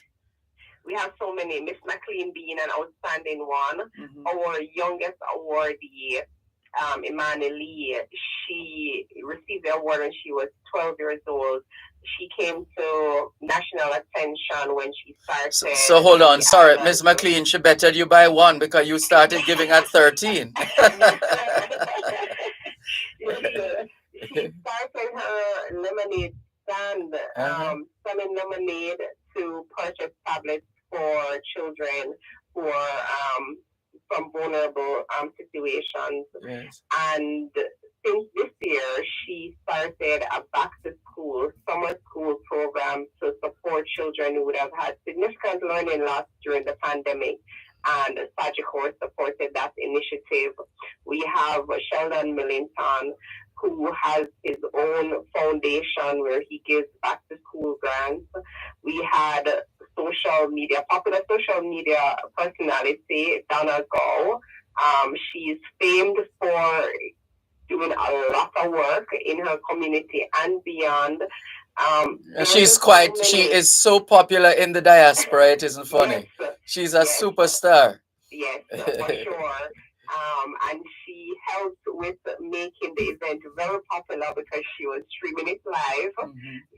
So many persons got to see the community heroes. There were so many youth who were a part of it, who were active in their community, and that was just truly heartwarming for me personally and for the stakeholders and leadership at Sagicor to see that there are so many persons of different backgrounds, different ages that are truly serving their communities without looking for anything in return. Yes. Good. Thank you, Michelle Ann. So back to you now, Ms. McLean, in terms of the work that you have done in the community. To what extent have you been able to ensure some level of continuity that is not it's not a case where you plant some flowers or and today, and then you don't water it tomorrow, and then they die, and you move on to the next thing. Yeah. But I tell you, sir, the flowers is not going to die in my community because there is a thing there to always being done. Right now, but I had a violence prevention program going on, phase one, and I have no violence prevention program, phase two, with the National Integrity Action and the St. Catherine Parish Youth Council, where we teach violent risk boys to do, little things. We had youth that came to them and teach them about human rights and the rights of a child. We teach them etiquette. A big thing went on regarding etiquette for them. We are now teaching them in phase two to do first aid, and they can get a certificate in that. So it is not going to stop. We have a young lady that drowned in my area, in the canal nearby. Uh-oh. And that was really unfortunate. Mm-hmm. But when I was called and I went there, I was told by some of the residents that she was alive when persons surrounded her there, but nobody knew what to do. So what I had done at that time, I got medics, and have them come into my community to teach the community members to do CPR. Because then I can't have my community ignorant of things that they could help with. Yes. So I had a medic came in and he teach, a lot of persons in the community how to do CPR. They had lent us the church in the area, and we got that done. And up to this time, it has saved one life so far. A person who came to that function used what the medic had taught them and save a life at Jamaica Foundation for Lifelong Learning, where someone had collapsed there. So work continues, my dear brother. It doesn't stop, because from time to time you're going to always going to try to keep your community up and running. That's right. Well said. Amazing work, right. Miss McLean. Indeed. So Michelle, and how does, for those listening to us now and going, but I know this lady, or I know this man, or I know this young this child, and they're so helpful, and they have done this and that. What are the criteria? How do I know if the person I'm thinking of nominating is eligible? Okay, so nominations actually close on Monday, October 10. We've gotten a significant number of nominations already. 2 years, over the 2-year period, we're looking for people who are active in their community, actively doing things. It could be someone who has saved somebody's life through acts of bravery, someone who is tutoring their next door neighbor for a significant period of time. It must be somebody who is consistent in serving. There must be some evidence of this that you can show. And truly, I think we all know when somebody is doing good and doing good consistently and doing good from a place of being genuine. So the criteria is pretty much somebody who embodies charity and kindness and selflessness. So it is open to Jamaicans 10 years and older. So we are also looking at children, because children are making big impact as well in their communities. Yes. And can you, Ms. McLean, share with, for those listening to us who perhaps uh, have been doing whatever they do just for the love of it, as the song says, doing it for the love and not the likes. I tell you. Right. What do you say to those? And they're perhaps saying, but how come nobody? Well, maybe they wouldn't, because they more than likely are humble people. But they, maybe they might be asked if anybody ever award them for the work they're doing, or anything like that. And they may or may not have said, well, I am all right, that kind of a position. So what kind of encouragement would you give to those who are regarded as unsung heroes? Maybe they didn't know they were until somebody pointed it out to them, or they heard people talking about it. Just give us your thought when we come back. We're going to be wrapping the interview when we come back from this break. Listeners, This is Both Sides of the Story, Power 106 FM. We are featuring our guests this afternoon. We have two very... Let's take the break and come back. At Wellington Dental, they offer lightning and other services for the entire family. The time by Wellington Dental is 4 o'clock.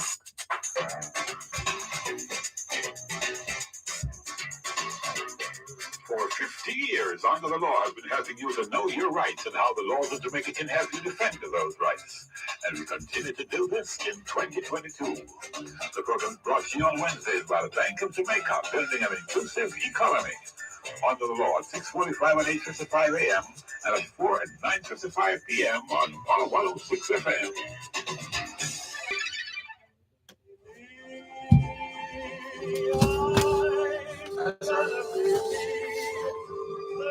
Sure.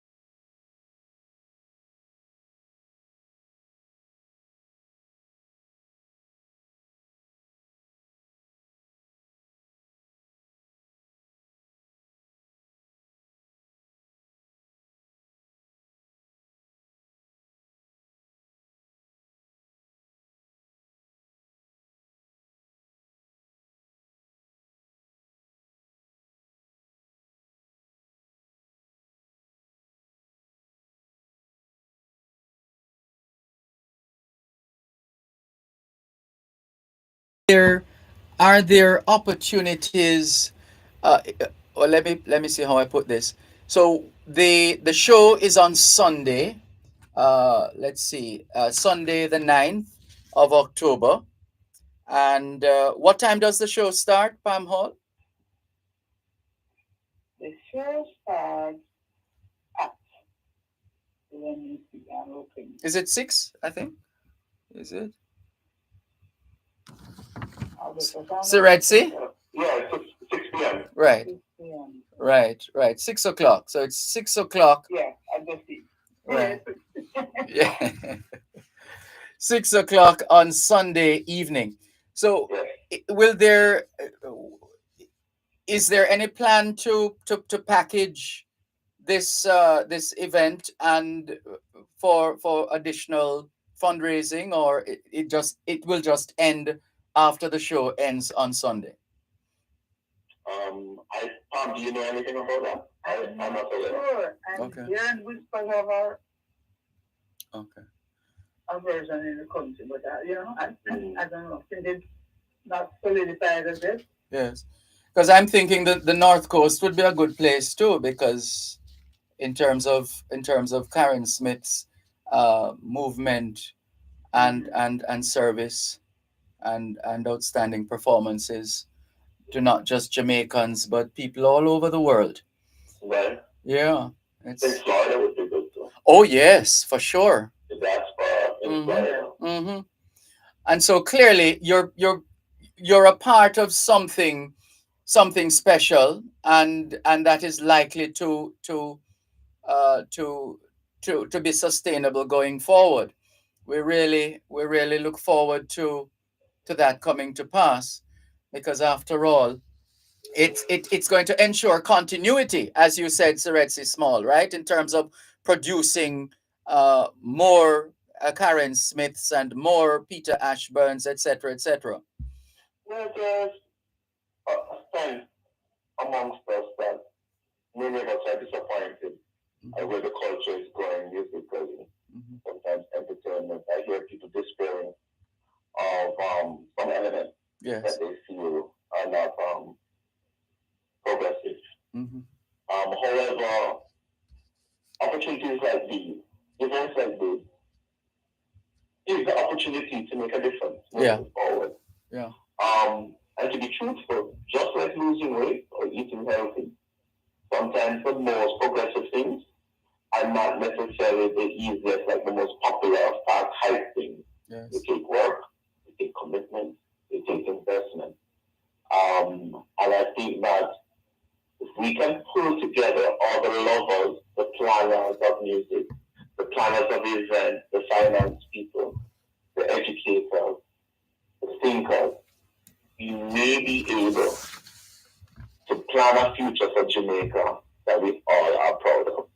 Yes. Well said. Well, we want to wish you a very, very good show. In the theater, we say break a leg, and I think I heard Oliver Samuel saying once, break a leg, but don't break your foot. But thank you both so much for your commitment and dedication and your willingness to play your part in the way that you have so far and will be doing on Sunday evening at 6, and no doubt beyond. Once there is a cause, we're sure you're going to be a part of it. Thank you both very much. All the very best, and all things being well, we'll see you on Sunday evening. Indeed. Thank you very much. Okay, it's been a pleasure. Take care. Bye bye. You heard their listeners from Pam Hall and Suretsi Small. They are two of the performers who will be gracing the stage this Sunday evening, this coming Sunday evening at 6 o'clock. It's Friends of Karen Smith in association with the School of Music, which is at the Edna Manley College of the Visual and Performing Arts, presenting Jamaica's unforgettable cabaret queen. What a designation. I love it. And deservedly so. Jamaica's unforgettable cabaret queen, Karen Smith Memorial Scholarship Concert. inside the Vera Moody Auditorium at the Edna Manley College. Admission $5,000.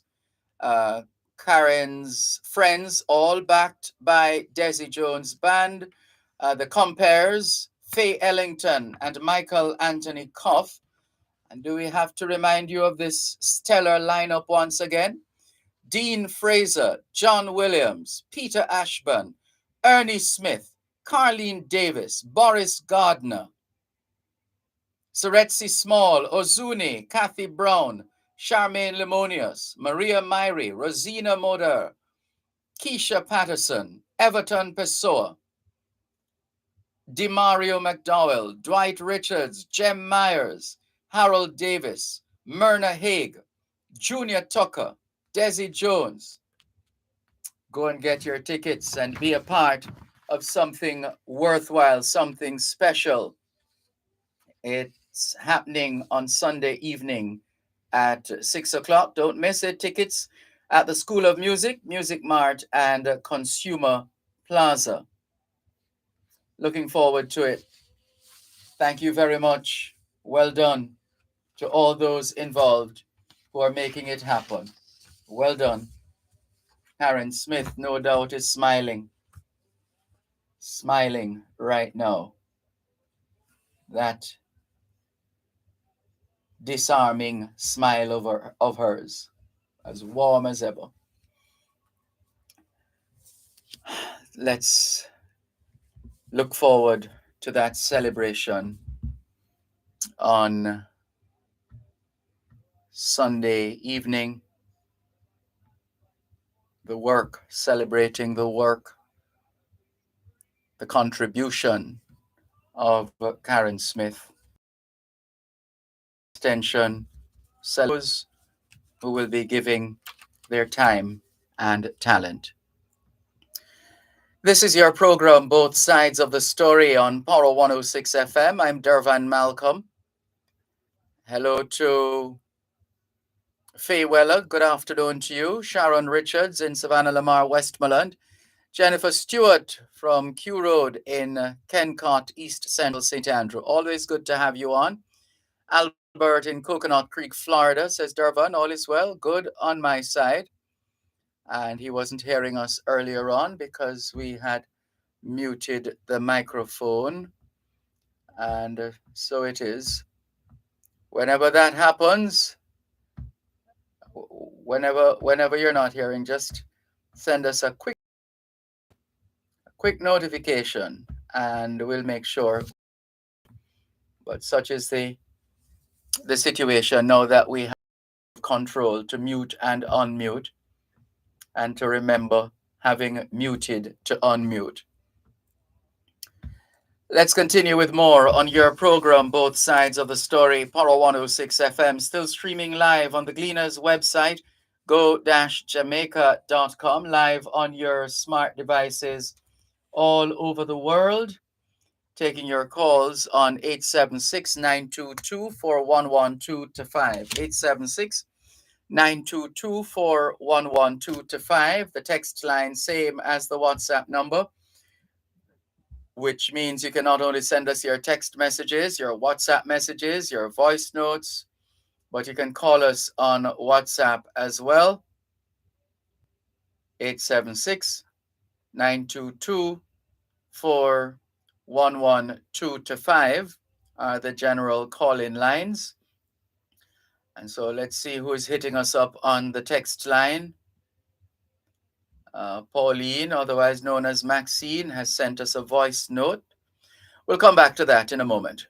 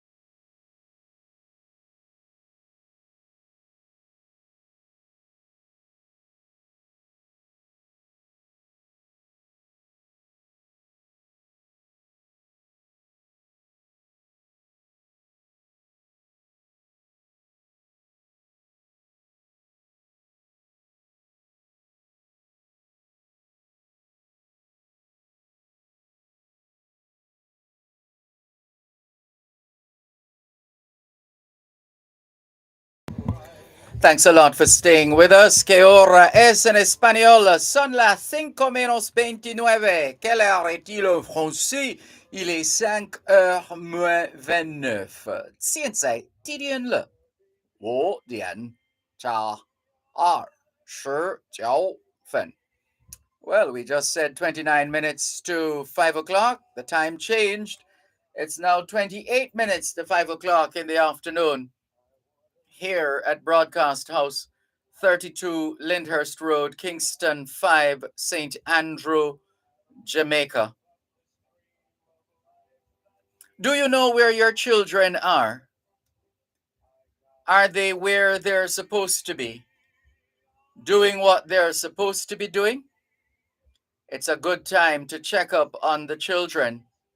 A good time for us to continue with more on your program, Both Sides of the Story, Poro 106 FM. Still streaming live on the Gleaners website, go-jamaica.com. Live on your smart devices all over the world. And ready for more of your messages and your calls. The person who sent us a message a while ago, we are forwarding it to those who are able to make a difference. Let's leave it at that. Let's leave it at that.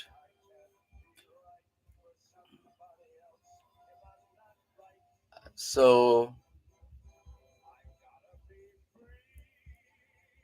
we are just making sure, well, the breaks are not long enough for us to do these things, but we are forwarding information that we have received.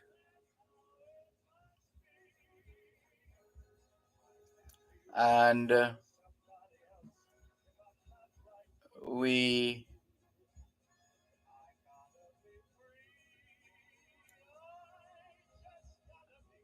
let's see. All right, we have done our duty.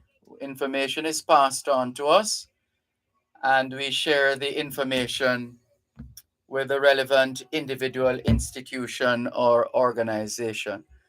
So let's go on. Let's go on. Who is this now?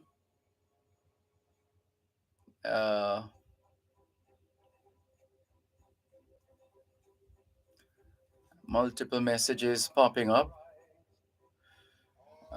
Let's see. Franklin McDonald says, Dervan, this is a reminder that Hurricane Flora in 1963 affected Jamaica approximately from October 5 to 10. Check it, as my memory may not be perfect.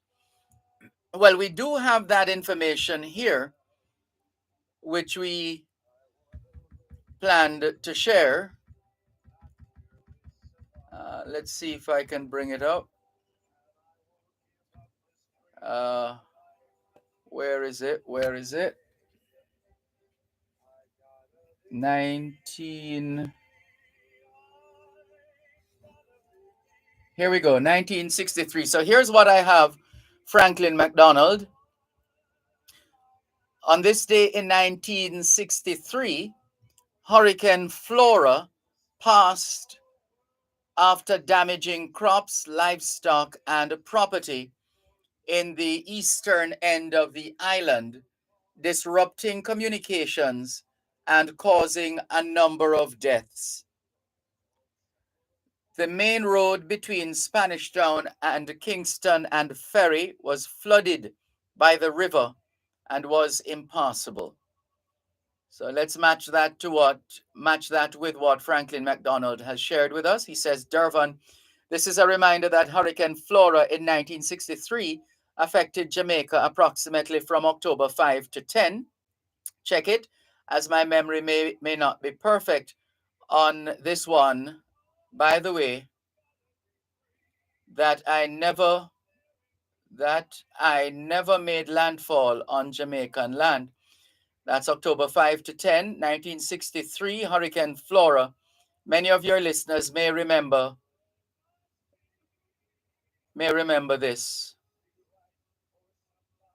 I I think you mean 59 years ago. 59 years ago, yes. Understood.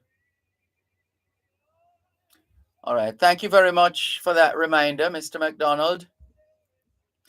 Hello to hello to Calvin in North York, Ontario, Canada. I'm not sure how to respond to this message he just sent me. It's a book, apparently. A book titled, let me see.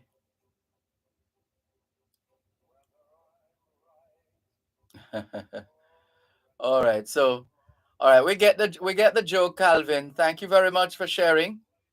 All the very best. Ricardo in Glengoff, St. Catherine is always shouting out everybody or sending shout outs to everybody. Spider says, good afternoon, Mr. Malcolm. Two things. Why, when they are patching potholes, if they have to dig it, why can't they do so and patch it same time instead of leaving it there and making the situation worse?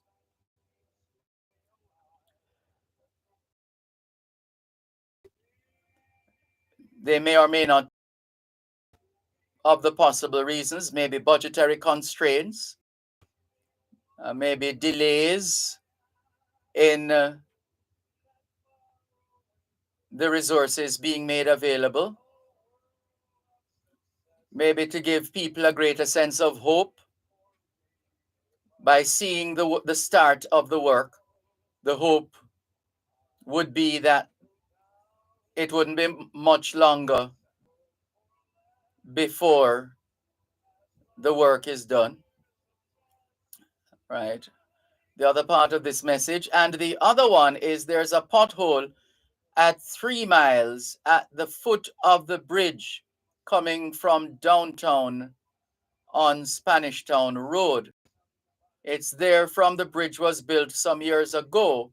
That same new bridge at 3 miles, that pothole is at a dangerous spot. Hope Mr. Who is this now? You have Conyouth. Who is that? Oh, Mr. Is it Canute Hair you mean to say? That wouldn't fall under his portfolio. It would be That would be National Works Agency. So you would mean Stephen Shaw. Check that, please, Spider. I'm sure you meant Stephen Shaw. And let's see who else is messaging us here on your program, both sides of the 6 FM. Still streaming live on the Gleaners website, jamaica.com. Good afternoon to Dr. Trevor Dixon, founder of the Jaja Foundation, Jamaicans Abroad, helping Jamaicans at home. He says, greetings, Dervan. Checking in from New Jersey, 75 degrees currently. Thank you very much for that weather update, Dr. Trevor Dixon. And keep those messages coming in. Our friends at Hits 92 FM saying good afternoon. Good afternoon. Good afternoon. And thank you very much for joining us here on your program, both sides of the story, Power 106 FM. Still streaming live on the Gleaners website, go-jamaica.com.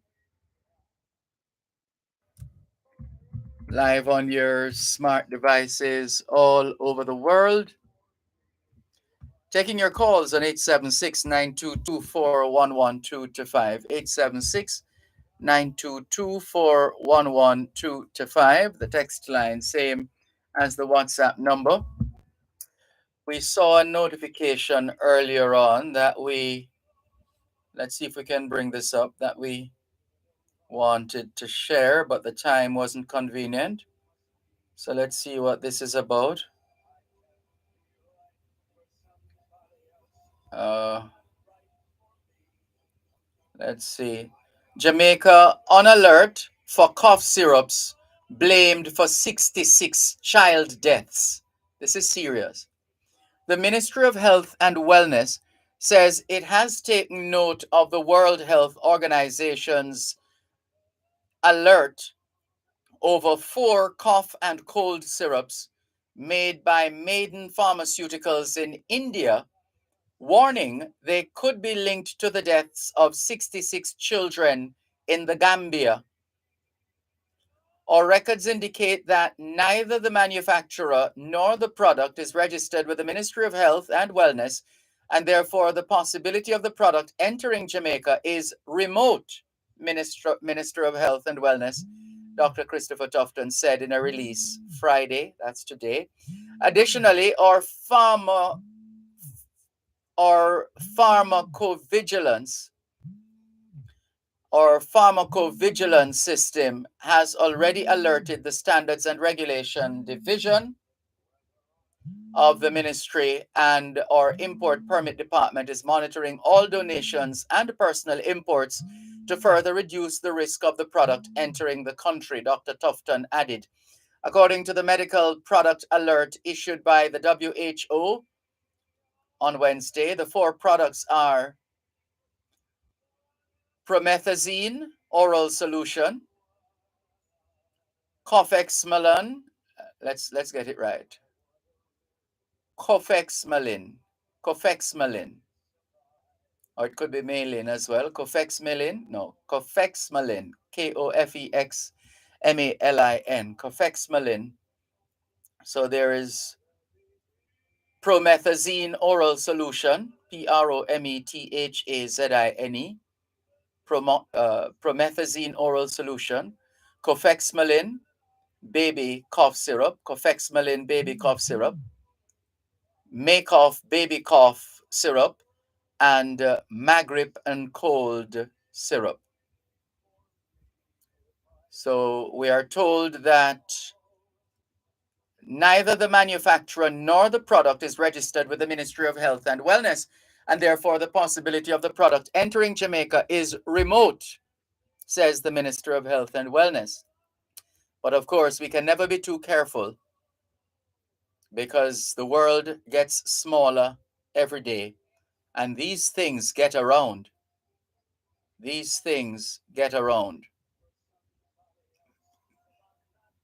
Oh dear, what is this now? Just checking a couple of stories which you may or may not hear in the news. And sadly, looks like another motor vehicle tragedy. Police and a team of emergency workers are still on Helsha Main Road, St. Catherine, at the scene of a 3-way vehicle crash that has caused a major traffic pileup. Reports are that a woman had to be cut from one of the damaged vehicles at the scene. She has since been rushed to the hospital along with her child for treatment. Full details as to what caused the crash are not clear at this time, but motorists who are traveling in the area are warned to proceed with caution. More in a moment. You're listening to Power 106 FM. The time is now 4:46 on Power 106. The Issa Manning Cup schoolboy football competition is in full swing, and Power Play will bring you live reports and updates on the football matches. Listen to every Tuesday at 7:15 p.m. right here on Power 106 FM. Live reports will be brought to you by Chana Distributors Limited, KFC, and Alice Doing and Company Limited.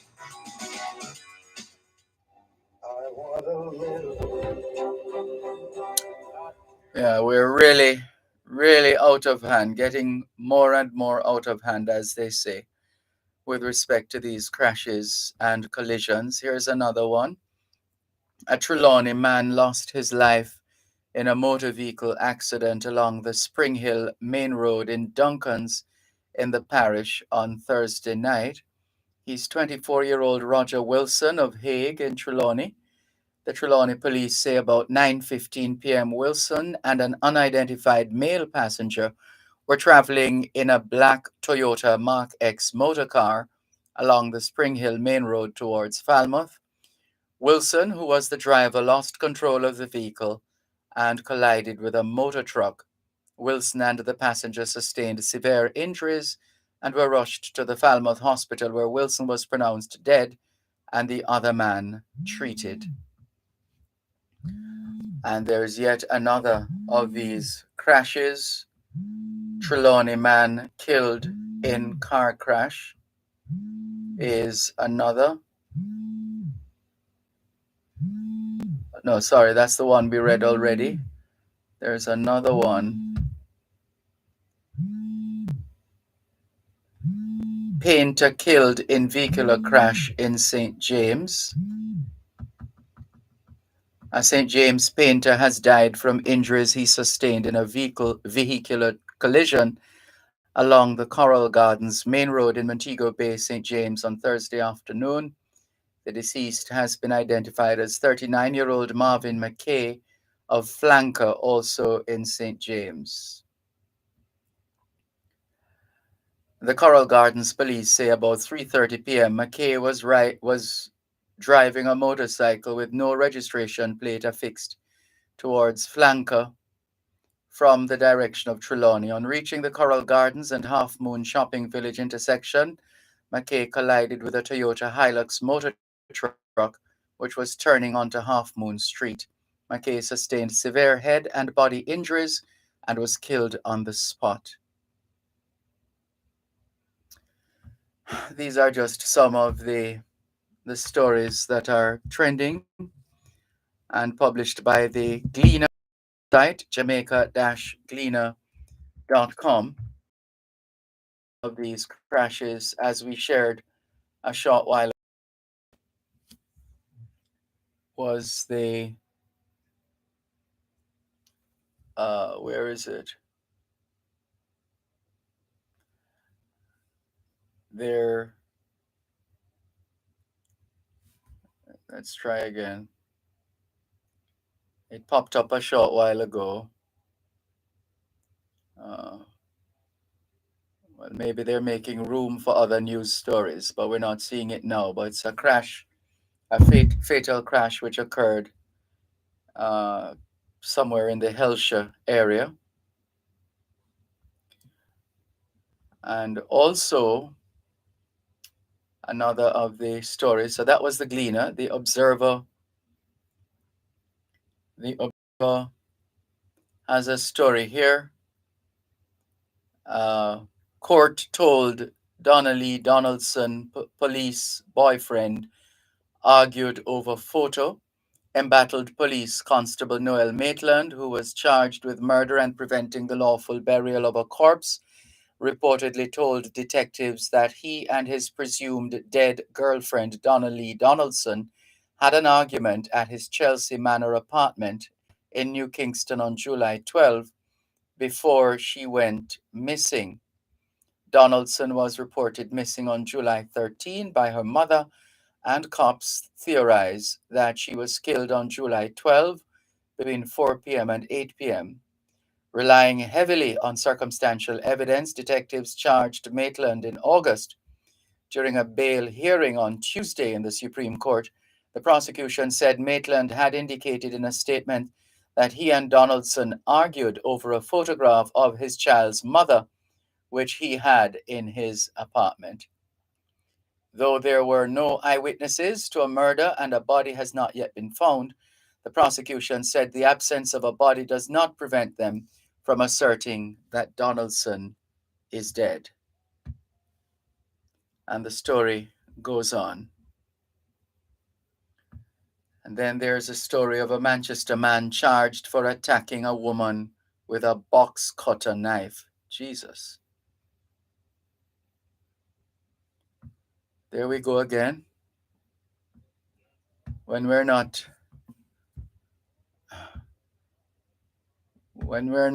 maiming, wounding, and otherwise injuring our fellow men and women, we are engaged in reckless behavior otherwise. What a thing. And amidst all the discussions within the last 24 to 48 hours, it's happening at a most auspicious, or some would say inauspicious time, because in a couple of days, well, in about 3 days, we'll be observing World Homeless Day. In 3 days' time, it will be World Homeless Day. The Ministry of Local Government and Rural Development will be commemorating World Homeless Day on October 10 with a slew of activities for the vulnerable population island-wide through its poor relief departments. The international observance is commemorated annually on October 10 to raise awareness of the needs of individuals experiencing homelessness locally, and provides opportunities for communities to get involved in responding to homelessness. This year, World Homeless Day is being observed under the theme Changing the Lives of Persons Experiencing Homelessness through Community Involvement and Career Development. Secretary of the Board of Supervision within the ministry, Trika Lewis, highlighted details about the activities being hosted for the homeless across the island. Homelessness is real.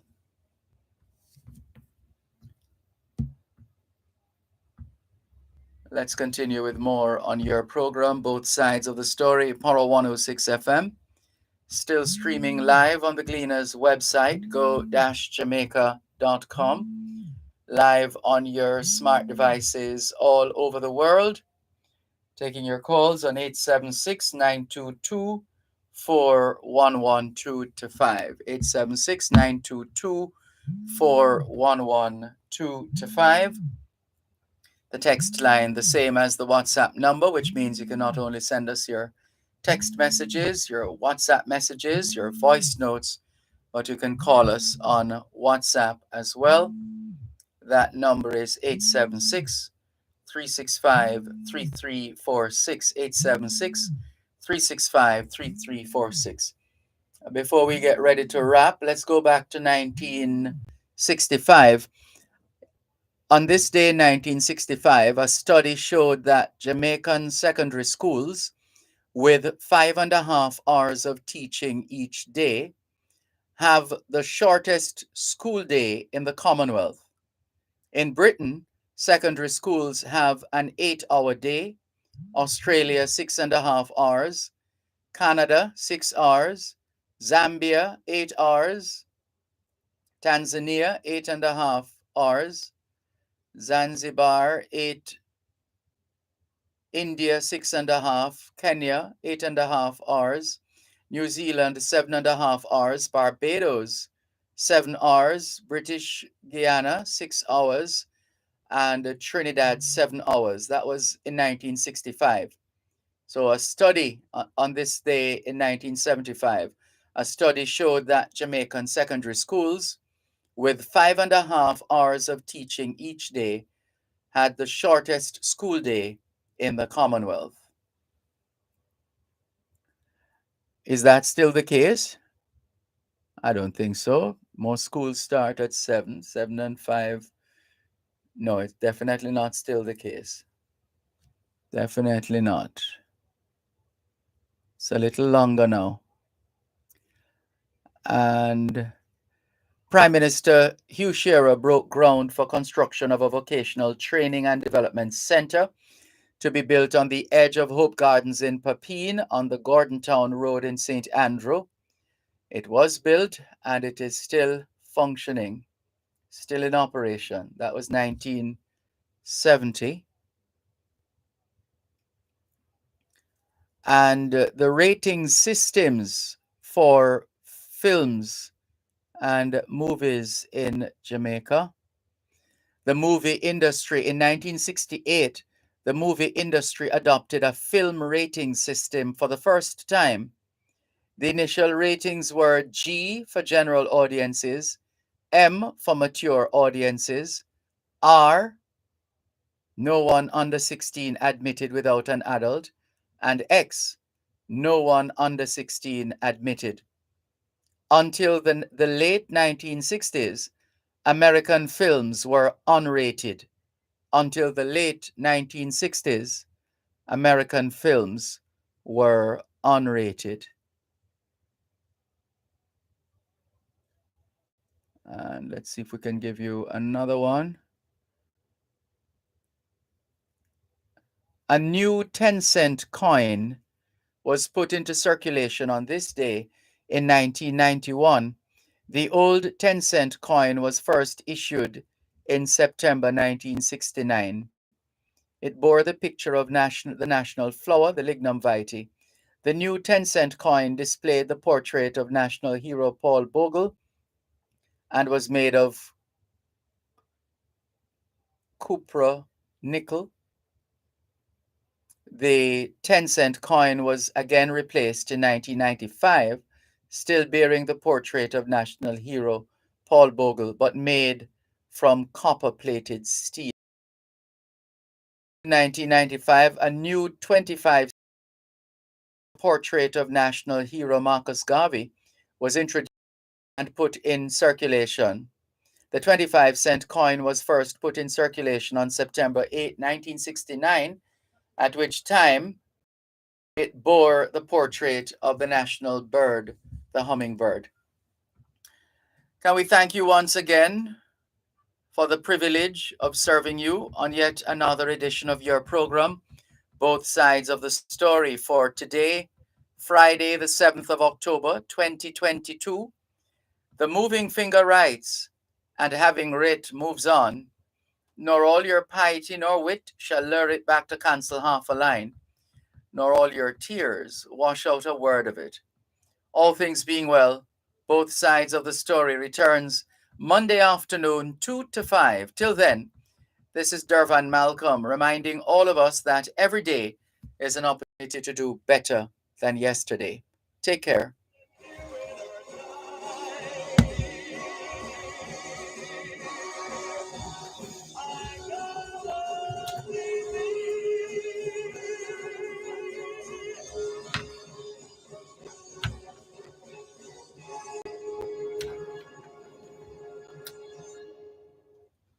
You're listening to Power 6 FM. The time is now 5 o'clock.